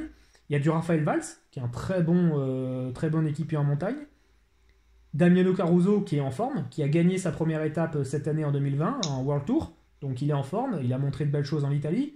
Et il y a du Pello Bilbao, qui lui est un mec qui s'arrache, qui lui généralement vise les étapes. Donc on n'est pas sur ce genre de profil-là, tu vois, Bilbao, c'est un peu style, un peu Bettiol, quoi. C'est un mec qui va s'arracher pour une victoire, mais qui va pas forcément s'arracher pour un... Mais Bilbao, c'est quand même un mec qui sait grimper, donc il sera top 40, top 50, voilà, il va pas être non plus top 150, quoi. Donc, voilà, la Bahreïn, c'est une équipe qui a 3-4 mecs comme ça qui peuvent emmener le truc, quoi. S'ils veulent le viser, mais encore une fois, je pense que la Bahreïn, l'objectif, c'est Landa. C'est ça. C'est de tout faire pour l'amener sur le podium, voire mieux. Et dans les premières étapes de montagne, une fois que Wout Poels et que les autres auront fait leur travail, à 5, 8, 10 bornes de l'arrivée, les mecs vont se garer gentiment sur le côté, puis vont prendre 30, 35 minutes, pendant que Marc Soler, lui, va s'arracher pour finir 14e de l'étape à 3 minutes 30. Donc, la seule certitude qu'on a avec la Movistar et par rapport aux autres équipes, c'est que pour eux, et ça on le sait, c'est que pour eux, le classement par équipe est un objectif. C'est ça. C'est la certitude. Les autres, on ne sait pas. Après, on peut avoir la Trek aussi, on n'en a pas parlé. T'as Richie Porte, t'as Mollema, t'as des mecs qui grimpent bien. Alors, il y a pas... Oui, ici, il y a Mollema, pardon. Il y a Kenny Ellison qui est intéressant. Qui est très intéressant. Et c'est tout. Par contre, après, ils ont l'équipe pour. Voilà, Maintenant, est-ce que Richie Porte ne va pas arriver en disant moi les gars, cette année, je vise le top 5? Ou Mollema, même si il avait dit dans une interview cet hiver qu'il arrêtait de se casser le cul avec des top 6 sur les classements généraux et que désormais il viserait des victoires d'étape. Est-ce qu'il n'a pas aussi un peu changé d'avis? Après, c'est surtout que Trek va lui dire mon grand fait lieutenant pour Richie Porte, quoi. Voilà. Le but là pour Mollema, ça va être d'être son lieutenant. Donc si Mollema prend 10 minutes la première semaine, son objectif va clairement changer et donc c'est mort pour le classement équipe, quoi. Pour le coup, typiquement, c'est mort, quoi. Donc c'est pour ça qu'il faut déterminer un peu les rôles de chaque équipe, qui est pas forcément très évident. Alors vous allez me dire, pourquoi alors on prend pas autre que Jumbo? Parce que Jumbo vise le maillot jaune et n'a pas forcément, on va dire, comme objectif le maillot par équipe. Voilà, et ça pour moi, alors on n'est pas d'accord là-dessus, mais pour moi, autre que Jumbo, on a du 1,5 je crois autour de ça. Ouais, c'est ça. C'est hyper intéressant. Si on prend les classements par équipe des 10 dernières années, c'est arrivé qu'une seule fois que l'équipe du maillot jaune, je crois que c'est la Sky en 2016 ou en 2017, c'est arrivé qu'une seule fois que l'équipe du maillot jaune remporte le classement par équipe. C'est la seule fois où c'est arrivé. Dans les dernières années, effectivement. Ouais. Depuis 10 ans, sinon sinon faut remonter à Astana avec Contador et Armstrong, Armstrong qui fait 3. C'est ça. Donc là il y avait eu mais de manière générale l'équipe du maillot jaune ne joue pas le classement par équipe. Donc le field de la Jumbo peut être intéressant. C'est ce que je me dis aussi. Je me dis que le field de la Jumbo peut être intéressant, mais en même temps, le problème c'est que quand tu regardes l'équipe de la Jumbo, ils sont tellement forts. Que les mecs, même si sans le vouloir, en fait, ils peuvent le gagner par défaut. Donc voilà, c'est arrivé à la Sky il y a 3 ans. Voilà, exactement. Et à noter, une équipe que j'aime bien, c'est l'Astana, qui est à 13. Et on terminera là-dessus. C'est Astana qui est à 13, où il y a Miguel Angel Lopez, les frères Igazire, Luis León qui est récemment champion d'Espagne, Alexei Lutsenko qui en haute montagne c'est pas le meilleur, mais sur des étapes un peu intermédiaires, style moyenne montagne et tout, c'est un mec qui aura clairement il sera dans les premiers. Et il y a le petit Harold de Terrada, colombien, qui a eu du mal à venir en France et tout, il a eu des soucis, etc. Il a pas... Bref, c'est un mec qui vient d'une équipe Conti Pro, une équipe Conti qui était une équipe colombienne. Lui, je sais pas où ils ont été le choper, mais le peu que j'ai vu sur la route d'Occitanie, clairement le mec il s'est grimpé, il n'y a pas de problème. Donc lui, est-ce qu'ils vont lui mettre à une étape, ou est-ce qu'ils vont lui dire tiens mon grand, tu vas m'aider là pour emmener tout le monde, pour emmener Miguel Angel Lopez en montagne. Quel rôle va avoir ce mec là? Je suis très curieux de voir qu'est-ce qu'il est capable de faire Monsieur Terrada. Alors c'est pas un mec qui est très connu, mais voilà, moi c'est un cas que je vais regarder, qui est très intéressant, je pense, pour les années à venir. Je vous donne un petit tip, les amis. Voilà, Astana à 13 sur VBet, c'est intéressant, mais comme on vous a dit, voilà, le classement équipe, c'est pas forcément ce qu'il y a de plus safe. On va passer là maintenant à un style de bet un peu particulier, où là en fait c'est tous les coureurs qu'on voit gagner une étape. Donc là on va vous donner des coureurs et on va vous donner les cotes des coureurs qui vont soit en gagner une, soit ne pas en gagner une, et on va essayer de brièvement expliquer nos choix. On voit en gagner une, donc Caleb Ewan. Donc ça a 1,30 sur... alors là, tout ce que je vais vous donner, c'est que des cotes qui sont sur VBet. Donc voilà, il y a des choses très intéressantes à aller voir sur VBet, pour ceux qui ne sont toujours pas inscrits. Allez-y. Alors la plateforme est un peu dégueulasse, il n'y a pas d'application, c'est juste via site, et le site n'est pas hyper optionnel et tout, mais bon, voilà, hein, on s'en fout, on est là pour prendre les meilleures cotes. C'est de l'argel, ça reste de l'argel, donc c'est pas ouf, mais bon, c'est comme ça. On fait ce qu'on peut. Ewan à 1,30, clairement, sauf chute. Voilà, clairement, on le voit pas forcément ne pas prendre une étape. Il a pas énormément d'occasions. Les sprinters n'ont pas forcément beaucoup d'occasions. Mais sur les occasions qu'il y a, vu le plateau, tu te dis, Ewan, en plus, il est dans une bonne dynamique. La Lotto Soudal n'a pas forcément de leader au général. Ils ont une équipe qui est plutôt constituée pour lui, avec des Gregario pour aller chercher des étapes. Donc voilà, clairement, Ewan, il a, je pense, toutes ses chances pour en gagner une. Alors, il est clairement favori, évidemment.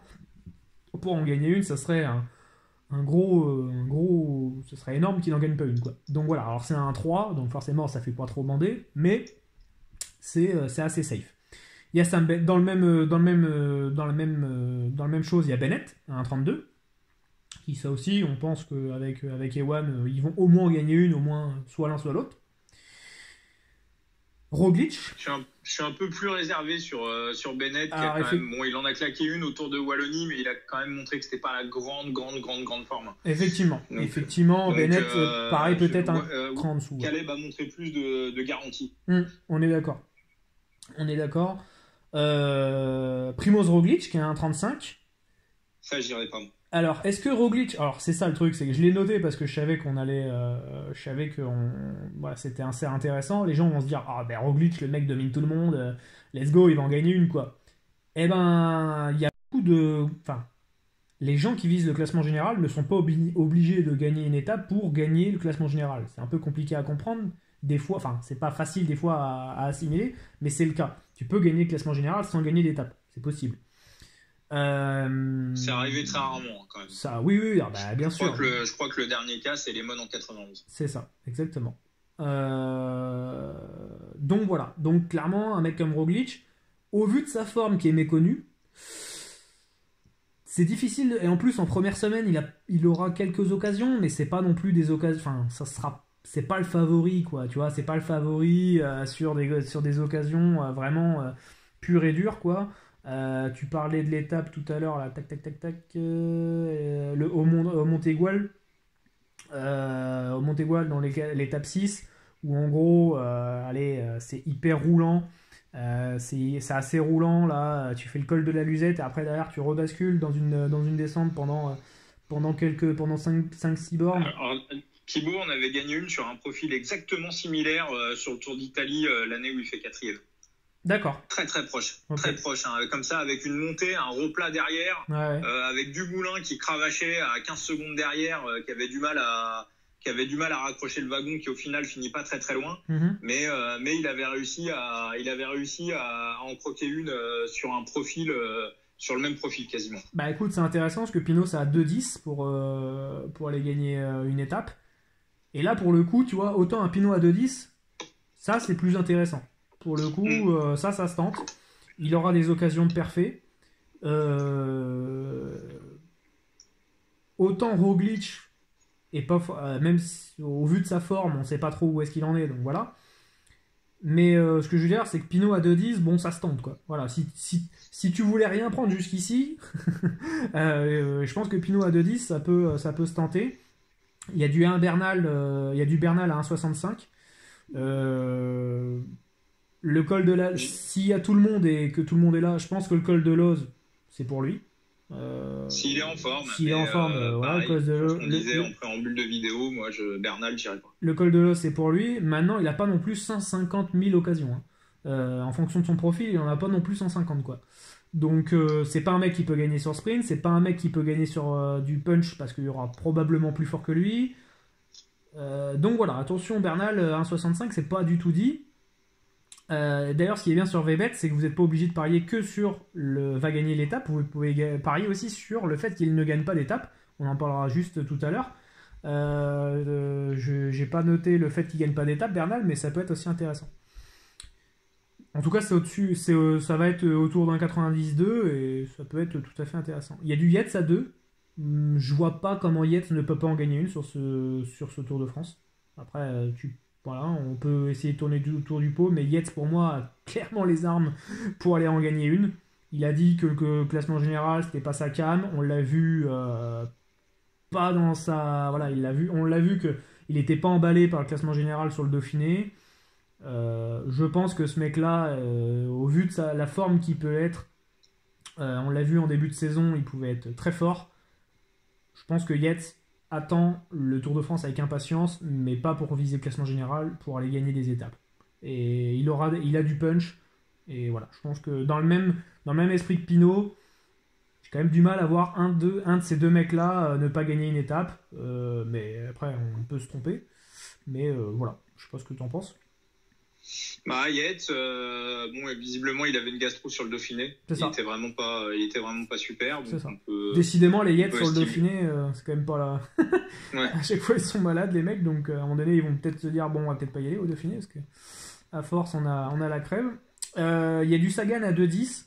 Alors là c'est pareil, je voulais qu'on en parle ensemble. C'est pas emballant. Hein. Sagan à 2-10, il faut quand même savoir que Sagan peut gagner le maillot vert sans gagner d'étape, hein, très clairement. Ça, par contre, ça lui est déjà arrivé. Ça lui est déjà arrivé, et voilà, il peut très clairement... Il a de plus en plus de mal à aller croquer son étape. Ah ouais, c'est quand même assez compliqué. Il aura pas non plus 150 possibilités. C'est pas un bet très safe, donc voilà. Pogacar à 2-10. Alors Pogacar, il y a un autre jeu. Hein, ça dépend de son rôle en fait, quoi. Voilà. Se mettre à 2-10 et de regarder une étape où il va pleuvoir des cordes, où le temps va être dégueulasse. Et là, allez-y, quoi. Réfléchissez pas. Ouais, et en plus, Pogacar, c'est pas Pogacar que je voulais mentionner, c'est la météo en plus risque d'être capricieuse dans les premiers jours du Tour de France. Donc Pogacar pourrait tirer son épingle du jeu dans la première semaine du Tour parce que la météo risque d'être dégueulasse. Donc voilà. C'est pour ça que Pogacar, c'est assez intéressant. Un 2-10, je trouve ça peut-être un peu bas. C'est aussi intéressant pour Thibaut qui aime bien le temps dégueulasse. Et voilà. Donc dans le même, tu vois, dans le même registre que Yates, Pinot, Pogacar, qui sont des mecs qui aiment bien quand le temps est pas ouf. Bon voilà, on peut s'orienter là-dessus. J'ai beaucoup plus de confiance sur un Pinot ou un Pogacar à 2-10 qu'un Sagan à 2-10 par exemple. Voilà. Dumoulin à 2-25. Moi j'en ai parlé. Pour le chrono, je pense que s'il arrive en forme comme moi je le pense, le chrono il est à lui. Il est même plus fort que Roglic. Même si Roglic est là, je pense qu'il est plus fort que Roglic sur le chrono. Donc sur un chrono de ce type-là en tout cas. Donc voilà. Après c'est vrai qu'il n'aura pas 150 occasions hein, par contre du Moulin, parce que si on s'en suit à la stratégie initiale qui est le leader c'est Roglic, ça veut dire que typiquement il n'en gagne pas une. Donc voilà. Formolo à 2,35, ça j'aime bien. Dans le même état d'esprit, dans la même idée que je me disais par rapport au classement à la montagne, Formolo j'aime beaucoup, il est en forme. Il a montré de belles qualités en Italie. Il augmente de niveau petit à petit. J'aime bien, c'est un profil qui peut gagner un peu partout. Et il a du punch, il a du sprint. Donc voilà, Formolo j'aime bien. À 2,35, ça peut se tenter. Voilà, après il y avait du Quintana à 2,7. Je sais pas trop ce que t'en penses. Quintana à 2,7, on a vu qu'il était c'était quand même compliqué pour lui. Il y a du Kamna à 2,7, dans le même esprit que Formolo, qui peut potentiellement peut-être viser le maillot de la montagne et ou le maillot blanc, même si j'y crois pas pour le maillot blanc. Ça sera plus pour la montagne pour moi ou une étape. Voilà, Kamna typiquement est un mec qui peut aller chercher une étape. Alors, attention, hein, c'est une wildcard. Hein. Enfin, c'est des mecs là. On est sur des cotes assez imposants, hein, donc là c'est des coups quoi. J'ai noté moi Barguil à 3,10, Jesus Serrada à 3,40, Zakharine à 3,57, De Gent à 4,05. Ça je trouve ça intéressant. De Gent, moi j'ai peur qu'il soit clairement sacrifié pour le train de Caleb Ewan. Les équipes de sprinters, il n'y en a pas 40 000, il va falloir des domestiques pour rouler derrière les échappés. Et vu qu'il a toujours son endurance en troisième semaine, je me dis qu'il aura peut-être sa carte, tu vois. En troisième semaine, Ewan, il aura plus besoin de gain, tu vois. Et en troisième semaine, il y aura quand même de quoi faire. Donc, effectivement, c'est un pari où tu te dis, ouais, ok, donc ça veut dire que pendant 2 semaines, c'est un peu chaud, effectivement. Mais bon, il n'était pas non plus dédié à ce qu'il gagne à Saint-Etienne l'an dernier, tu vois. Donc c'est Saint-Etienne où il gagne, je crois. Oui, c'est ça, je crois. Dans l'étape où il y a Pinot, il y a Alaphilippe qui est suivi par Pinot là. Oui. C'est celle-là qui gagne. Je crois que c'est Saint-Etienne, il me semble. Donc De Gent à 4,05. Pourquoi pas. Voilà, c'est un mec. Pourquoi pas. Il y a Guillaume Martin à 4,57. Lui, il vise un clairement top 10 sur le général, donc ça peut être compliqué de le voir gagner une étape dans la même idée que Dumoulin, quoi. Tu vois, c'est des mecs qui vont suivre, mais c'est pas forcément des mecs qui vont gagner une étape, donc un peu compliqué. J'ai pensé à Cosnefroy. Même s'il a travaillé son sprint. Hein. Ouais, on l'a vu. Il a quand même un peu bossé là-dessus. Ouais, il a une belle pointe de vitesse en punch, c'est vraiment intéressant. Il s'est vraiment amélioré là-dessus. Il y a du Cosnefroy à 5,85. Ça, c'est pas mal. On sait qu'AG2R vise clairement les étapes. Donc voilà, ils sont dans cette stratégie-là. Et je pense que Cosnefroy aura quand même sa carte. Il a fini 10e aujourd'hui au championnat d'Europe.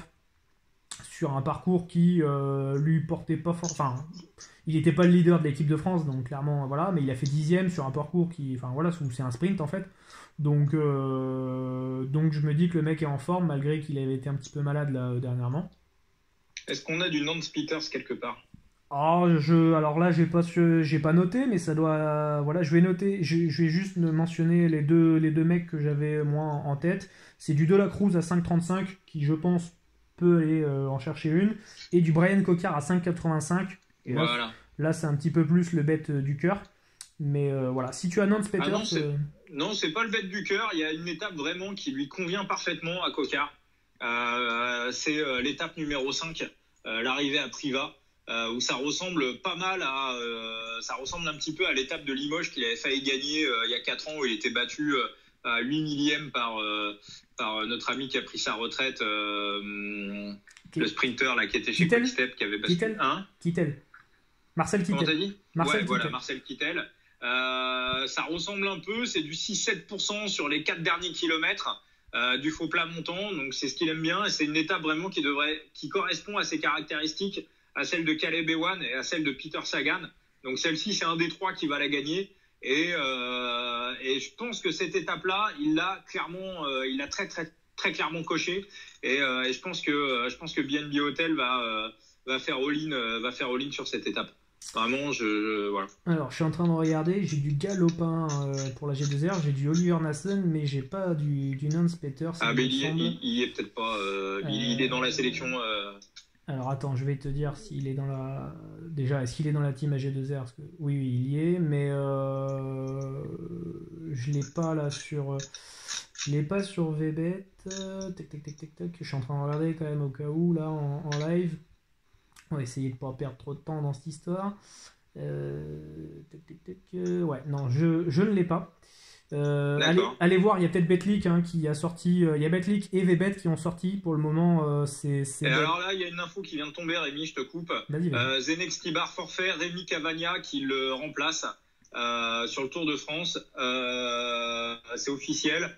Je le dis à tout le monde, dès que vous voyez une cote pour Cavagna gagne une étape, mettez dessus.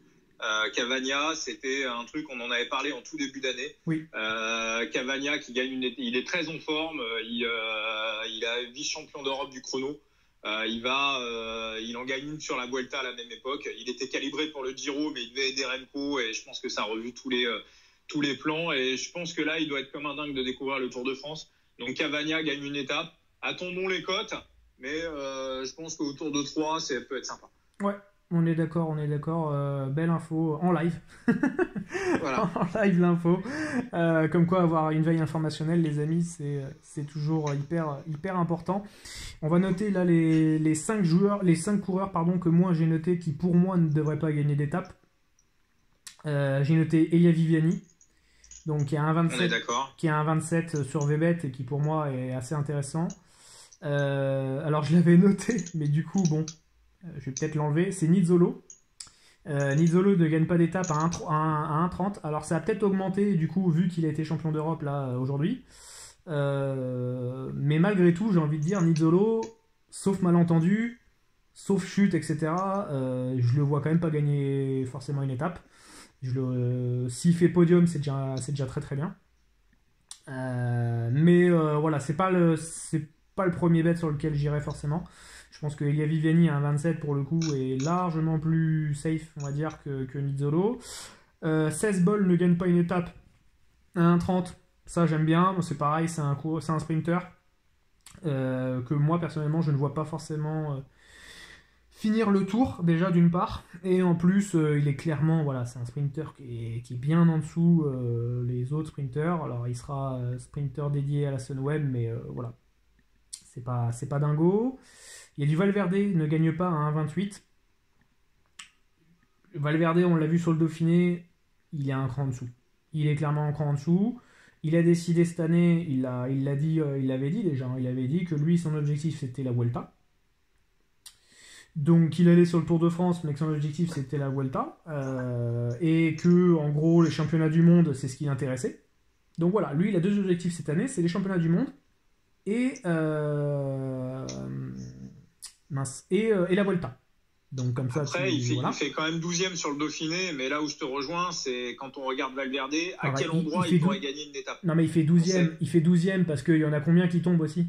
Enfin, tu vois, il y en a combien qui abandonnent parce que sinon il est 20e en fait, tu vois, et tout de suite ça a beaucoup. Ce qui est déjà pas mal à 40 piges. Non, on est d'accord, mais ce que je veux dire, c'est que voilà, Valverde aujourd'hui. Là où je te rejoins, on est d'accord. C'est à quel endroit il pourrait gagner une étape. Et c'est ça. Maintenant, en punch pur, il est dominé, il est battu par Tadej Pogačar, il est battu par Alaphilippe, voilà, donc sur les étapes qui intrinsèquement lui conviennent, il peut pas, et sur les étapes où il va falloir s'échapper et partir un petit peu de loin, je dirais que c'est là où il a encore le plus de chance, parce que malgré tout il conserve une belle pointe de vitesse, mais enfin il faudrait vraiment que les planètes soient alignées, qu'il se retrouve dans un groupe de mecs, je sais même pas si dans un groupe avec Almejan et Nance Peters s'il gagne, je suis pas sûr. Ouais, non, je suis pas sûr. Et puis attends, quand t'as Valverde dans la roue, bon bah t'as pas envie de collaborer avec lui, quoi. Tu sais que le mec est plus fort que toi au sprint. Donc tu vois aussi, enfin voilà, il y a cette idée là où donc Valverde, voilà, pour moi un 28 dans le même esprit que Viviani. J'ai quand même du mal à aller voir quand même gagner ces étapes, ces mecs-là. Et c'est pas un mec qui nous a habitués à gagner comme ça. C'est un mec qui nous a habitués à aller sur des radars où ça finit à 1005, 1006, ou des efforts brefs entre 12 et 17 minutes. Et il vient régler tout le monde sur la ligne avec son punch. Oui, puis on l'a vu. Wallon, typiquement, bon, là, il est complètement surdominé, même par Julien, qui est pas au top de sa forme. Il l'arrache. Oui, puis on l'a vu, généralement, il était quand même dans une dynamique. Tu vois, il avait quand même une bonne dynamique, il était quand même... voilà, il y avait une équipe qui était quand même saine, qui était autour de lui. Là, cette année, on n'est même pas certain qu'il ait une équipe qui est autour de lui. On n'est même pas certain que... Voilà, pour moi, je pense que la Movistar vise une étape. Pourquoi pas le classement par équipe, mais ça s'arrête là, quoi. J'ai du mal à croire... Si Valverde nous dit je vise un top 10 en partant de ce... Oui, alors ok, il vise le top 10 idéalement, d'accord, ok, mais soyons sérieux, tu vois, enfin soyons sérieux 2 minutes, quoi. Donc voilà, pour moi, je pense que ce mec-là, j'ai du mal à le voir gagner une étape. Après, s'il se fait un objectif de gagner une étape, effectivement, ça peut être relou et tout de suite, il peut être chiant. Mais voilà, j'y crois pas, il est pas dans une bonne dynamique et voilà, pour moi il est clairement sur la fin de sa carrière et en même temps, comme tu disais, à 40 ans, ça paraît totalement logique. Et on avait une grosse cote où je pense qu'il y aura des accords avec pas mal de monde, c'est Wout van Aert ne gagne pas d'étape. Alors ça c'est à 2,10 et pour le coup je pense que les gens, en fait, au vu de ce qu'ils ont vu sur les courses précédentes, les gens se disent il va au moins gagner une. Alors les gens qui s'informent pas, ils se disent il va au moins gagner une sur le sprint. Les gens qui s'informent, ils se disent ouais, mais il va quand même en gagner une sur des étapes intermédiaires. Sauf que quand tu t'y informes et que le gars, il a dit, et il l'a clairement dit, je suis au service de Sa Majesté Roglic, bon, bah à partir de ce moment-là, ça veut dire que le mec aura pas du tout de liberté. Son rôle, c'est de rouler et point. Voilà, donc rouler, point. Donc si tu roules, t'as pas la force pour aller gagner, t'as pas la force pour aller sprinter, t'as pas la force pour aller grimper. Voilà, c'est lui qui va donner les tempos, c'est lui qui va être à l'avant du peloton. Donc ça va être très très très compliqué. Il a dit qu'il allait viser le chrono en fin de donc à la planche des belles filles. Mais enfin il y a du monde déjà qui va vouloir viser le chrono. Il sera pas tout seul. Et puis disons que c'est quand même assez c'est quand même pas le profil le plus adapté pour gagner le chrono en fonction de ses qualités. Même si on le sait qu'il est bien meilleur depuis quelques temps en montagne. Donc voilà. Wout van Aert à 2,10. C'est pas mal. C'est pas mal, surtout que bon, à un moment donné, son pic de forme ne va pas durer non plus indéfiniment. Donc, alors il y a quand même un cas de figure où il peut gagner une étape. Imaginons un groupe qui part. Un groupe de leaders où il est encore là sur une étape de moyenne montagne. Ouais, voilà, c'est ça. Et c'est le seul sprinter, enfin c'est le seul qui peut régler tout le monde au sprint, quoi. Voilà, on est d'accord. Et faut aller gérer le sprint pour bloquer les bonifs, des bonifs éventuellement pour Bernal, pour Carapaz, pour Thibaut Pinot, pour un mec qui pourrait faire chier. Donc juste pour aller coincer des secondes de bonif où Roglic serait pas bien parti ou serait un peu moyen ou du moulin pour aller coincer les bonifs. Bon bah là dans ce cas-là le mec il va, mais sachant qu'il aura déjà pris le vent, il aura déjà fait des kilomètres pour rouler pour ses leaders. Enfin Van Aert vient clairement dans un rôle de Grégario de luxe. Ouais. Donc à partir de là, de 10, Van Aert ne gagne pas une étape. De 10, on a une vraie value. Ouais, je pense aussi, je suis d'accord, malgré la bonne dynamique, malgré tout ça, pour moi en tout cas, c'est pas un bet que je regretterais. Enfin voilà, à prendre. On va terminer, on va terminer cette émission avec la première étape du tour, où on va être assez bref. Et les cotes, alors moi que j'ai récupéré en début d'après-midi, je pense qu'elles sont plus trop à jour. Certaines, en tout cas celles des outsiders, sont plus trop à jour parce que ça a un peu changé avec le fait que Nizzolo ait gagné cet après-midi. Mais bon, bref, c'est pas grave, sachant que j'avais pas forcément les cotes Winamax et Betstar à disposition cet après-midi parce que c'était toujours tout simplement pas sorti. Donc voilà. Mais on a deux favoris avec Bennett et Caleb Ewan qui sont à 3,50 sur Winamax et 3,47 sur Pinacle. Je vous recommande d'aller sur Pinacle plutôt que Winamax parce que sur Winamax, à un moment donné, vous serez limité alors que ce ne sera jamais le cas sur Pinacle. Et après, derrière, on a une flopée de mecs qui est autour de 9, 10, 11, 12, 15, 26, 29, etc. L'analyse un petit peu de la course, c'est que c'est une étape qui est en début de course qui est un peu vallonnée. Il y a des belles bosses à passer, mais en fait, pendant les 30 derniers bornes, c'est du tout plat. C'est du tout plat. On est à Nice, il y a du vent. Un vent qui normalement devrait être de dos à l'arrivée. Donc c'est-à-dire qu'il favorise plutôt les trains et plutôt des mecs, on va dire, en échappée. Donc on n'est pas à l'abri qu'une échappée puisse quand même faire la rigolade sur une première étape. C'est rare, mais on n'est pas à l'abri. Il fera pas forcément très beau. Il y aura pas mal de vent, donc comme j'ai dit de dos, mais il y aura pas mal de vent de souffle. Donc c'est possible aussi qu'on ait des coups de bordure. C'est pareil, c'est très rare sur une première étape, mais bon, si tu peux mettre une minute à un favori dès la première étape, bon bah voilà quoi, tu vas pas te le priver. Si la Jumbo peut faire un tour de force et mettre une minute à des mecs comme je sais pas, Mikel Landa, Quintana, Thibaut Pinot, bah les mecs ils vont pas vous inquiétez pas, ils vont pas s'embêter, ils vont y aller, ils vont mettre la minute, il y a pas de souci. Donc pas si facile que ça cette première étape. Moi je vous le dis, j'ai clairement quand même dans un scénario on va dire plus que probable, normalement ça doit finir au sprint cette histoire. Et pour moi, les deux meilleurs sprinters en fonction du profil, c'est Bennett et Caleb Ewan. Nizzolo, évidemment, n'est pas oublié, même si pour moi, il a clairement un train qui n'est pas au niveau.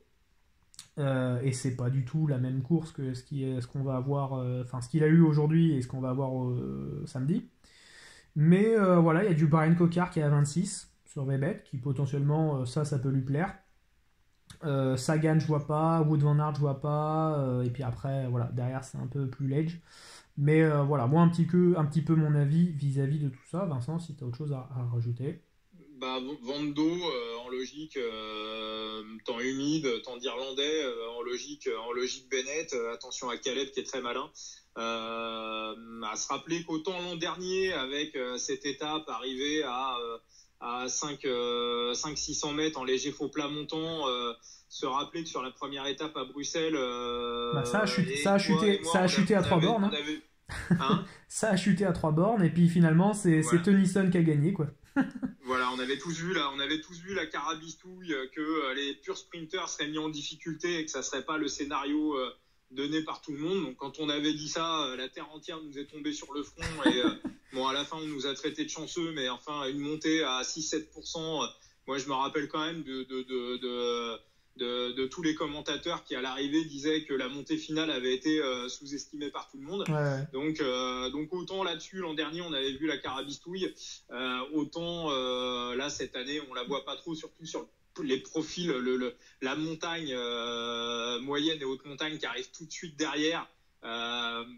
Clairement, alors il peut y avoir des chutes, évidemment, un temps humide, mais moi je pense vraiment les premières consignes de toutes les équipes, première étape, on protège les leaders, on reste au chaud, surtout on évite les chutes à partir de 3 km, les temps sont verrouillés s'il y a des chutes, donc ils vont à savoir aussi que pour qu'il y ait une cassure qui soit prise en compte, il faut qu'il y ait 3 secondes. Donc c'est beaucoup, 3 secondes à cette vitesse-là. Voilà, vous avez un peloton des mecs qui sprintent devant vous dans les 600-800 derniers mètres. Vous pouvez ne pas prendre de risque. L'arrivée, c'est de la ligne droite, c'est légèrement courbé, mais c'est de la ligne droite. Quick Step a le meilleur train. Et c'est pareil. Dès qu'on a passé le kilomètre 3, enfin dès qu'on est avant les 3 derniers kilomètres, ça y est, hein, les temps sont figés. Tu peux chuter, tu perdras pas de temps, quoi, en gros, quoi. Donc mais on est près du littoral, et il y a des risques de bordure, il y a des risques, il y a des mecs qui appuient un peu, voilà, donc attention à cette première course. Les sprinteurs peuvent s'amuser à ça pour éliminer d'autres sprinteurs. Aussi. Donc c'est pour ça qu'il faut quand même plus favoriser des équipes qui ont des trains, donc on pense à la Deceuninck, on pense à la Lotto Soudal. Forcément, c'est des équipes qui ont des trains. Sagan n'a pas de train, Sagan n'a qu'un seul équipier vraiment qui peut l'aider pour emmener, c'est Danielos. Donc j'adore Danielos, hein, mais bon, voilà, c'est un peu léger, quoi, face à un train. Voilà, et puis après, bon, il y a Vital Concept, mais c'est pareil, ils vont pouvoir mettre 2-3 gars, Jens de Bucher, Kevin Reza, Cyril Barth, à la rigueur. Mais voilà, c'est pas un train forcément top niveau. Donc voilà, il y a des mecs à la Sunweb qui peuvent faire la blague. Craig Anderson, Mark Hirschi, 16 balles pour emmener 16 balles. Alors, on a vu Max Pedersen aussi gagner un sprint massif autour de Pologne. C'est ça aussi. Devant Ackermann, mais bon, on a vu aussi derrière qu'Ackermann n'est pas non plus dans la forme de sa vie. Ouais, clairement Ackermann, il est en délicatesse avec son niveau actuellement. Il fait encore 3ème aujourd'hui au championnat d'Europe sur un parcours qui lui va, hein, clairement. Après, il n'y avait pas l'équipe, hein. Il avait des saucisses avec lui en équipe d'Allemagne, mais bon. C'est comme Disons ça. Qu'il était un petit peu mieux aujourd'hui que ces dernières semaines. Voilà, exactement. Alors après, je pense qu'il a son objectif, c'est le Giro, hein. Donc lui, je pense qu'il a clairement programmé son pic de forme pour le Giro. Donc c'est assez logique qu'on ne le voit pas forcément en forme maintenant. Après, il a quand même pris deux vélos par un mec que je connaissais pas, qui s'appelle Meizen. Il a pris 2 vélos lors d'un sprint pour les championnats d'Allemagne, quoi, en course en ligne. Donc c'est quand même pas ouf. Pour un mec comme Ackermann, il est clairement pas au niveau, donc faut surveiller ça, les amis. Mais voilà, pour le Giro, c'est une info qu'on vous donne et que effectivement vous en faites absolument ce que vous voulez. Les amis, on a fait la carte. On a fait une grosse carte. On est à un peu plus de 1h45 de vidéo, donc j'espère que ce contenu vous a plu, j'espère qu'on a pu être complet, que vous avez énormément d'informations. Évidemment, il faut faire le tri dans tout ce qu'on a pu dire et mentionner. Disclaimer à tous ceux qui veulent nous insulter parce qu'on n'a pas donné de bons trucs, ce sont juste des avis, ce sont juste des conseils, ce sont juste des pistes qu'on donne. On n'a pas donné de pronos, on n'a pas donné de pourcentage de BK. Ça fait monter dans les algorithmes, c'est parfait. Et voilà, s'il faut que vous exactement, insultez-nous. Non, mais c'est très bon. Insultez-nous. Merci pour les insultes. Voilà, crachez-nous. Non, mais c'est pas vrai, j'ai jamais vu, il y a des mecs qui insultent réellement, non. Non, les gens qui... Enfin, ils me le disent en privé, mais pas en public. D'accord. Non, voilà les amis, j'espère qu'en tout cas ce contenu vous a plu. N'hésitez pas, si vous voulez le faire partager à vos copains qui souhaitent prendre des petits paris sur le Tour de France. Voilà, n'hésitez pas à le partager la vidéo, ou à la regarder, à la re-regarder si vous voulez savoir un petit peu ce qu'on a, notre avis principal et initial sur l'histoire. Si vous avez des questions et des interrogations, vous n'hésitez pas à me voir en message privé. Vous avez mes réseaux sociaux dans la description. Je me ferai un plaisir de pouvoir vous répondre et vous donner un avis sur tout ça. Évidemment, je suivrai le Tour de France pendant ces 3 prochaines semaines avec grand plaisir. Je suis très hypé et je suis très en feu de voir le Tour de France, de voir comment ça peut se passer. J'ai hâte de voir Pinot, j'ai hâte de voir la guerre pour le classement général. J'ai hâte d'en savoir plus, quoi. J'ai hâte d'en savoir plus et je suis très intrigué par ce que peut faire Ineos, la Jumbo, Pinot. J'en ai des frissons. Donc voilà les amis, n'hésitez pas en tout cas si vous avez besoin, vous venez voir en privé. Je te remercie Vincent d'avoir accepté merci cette vidéo. On se retrouvera du coup je pense pour une prochaine vidéo, ça sera très prochainement, normalement on se fait le Giro. Pour le Giro, on va se faire Allez. le triptyque, hein, normalement, de toute façon c'est la classique, hein, Tour de France, Giro et Vuelta. Et puis écoutez les amis, n'hésitez pas, prenez soin de vous, faites attention à vous, à vos proches, et puis à la prochaine. Ciao, ciao.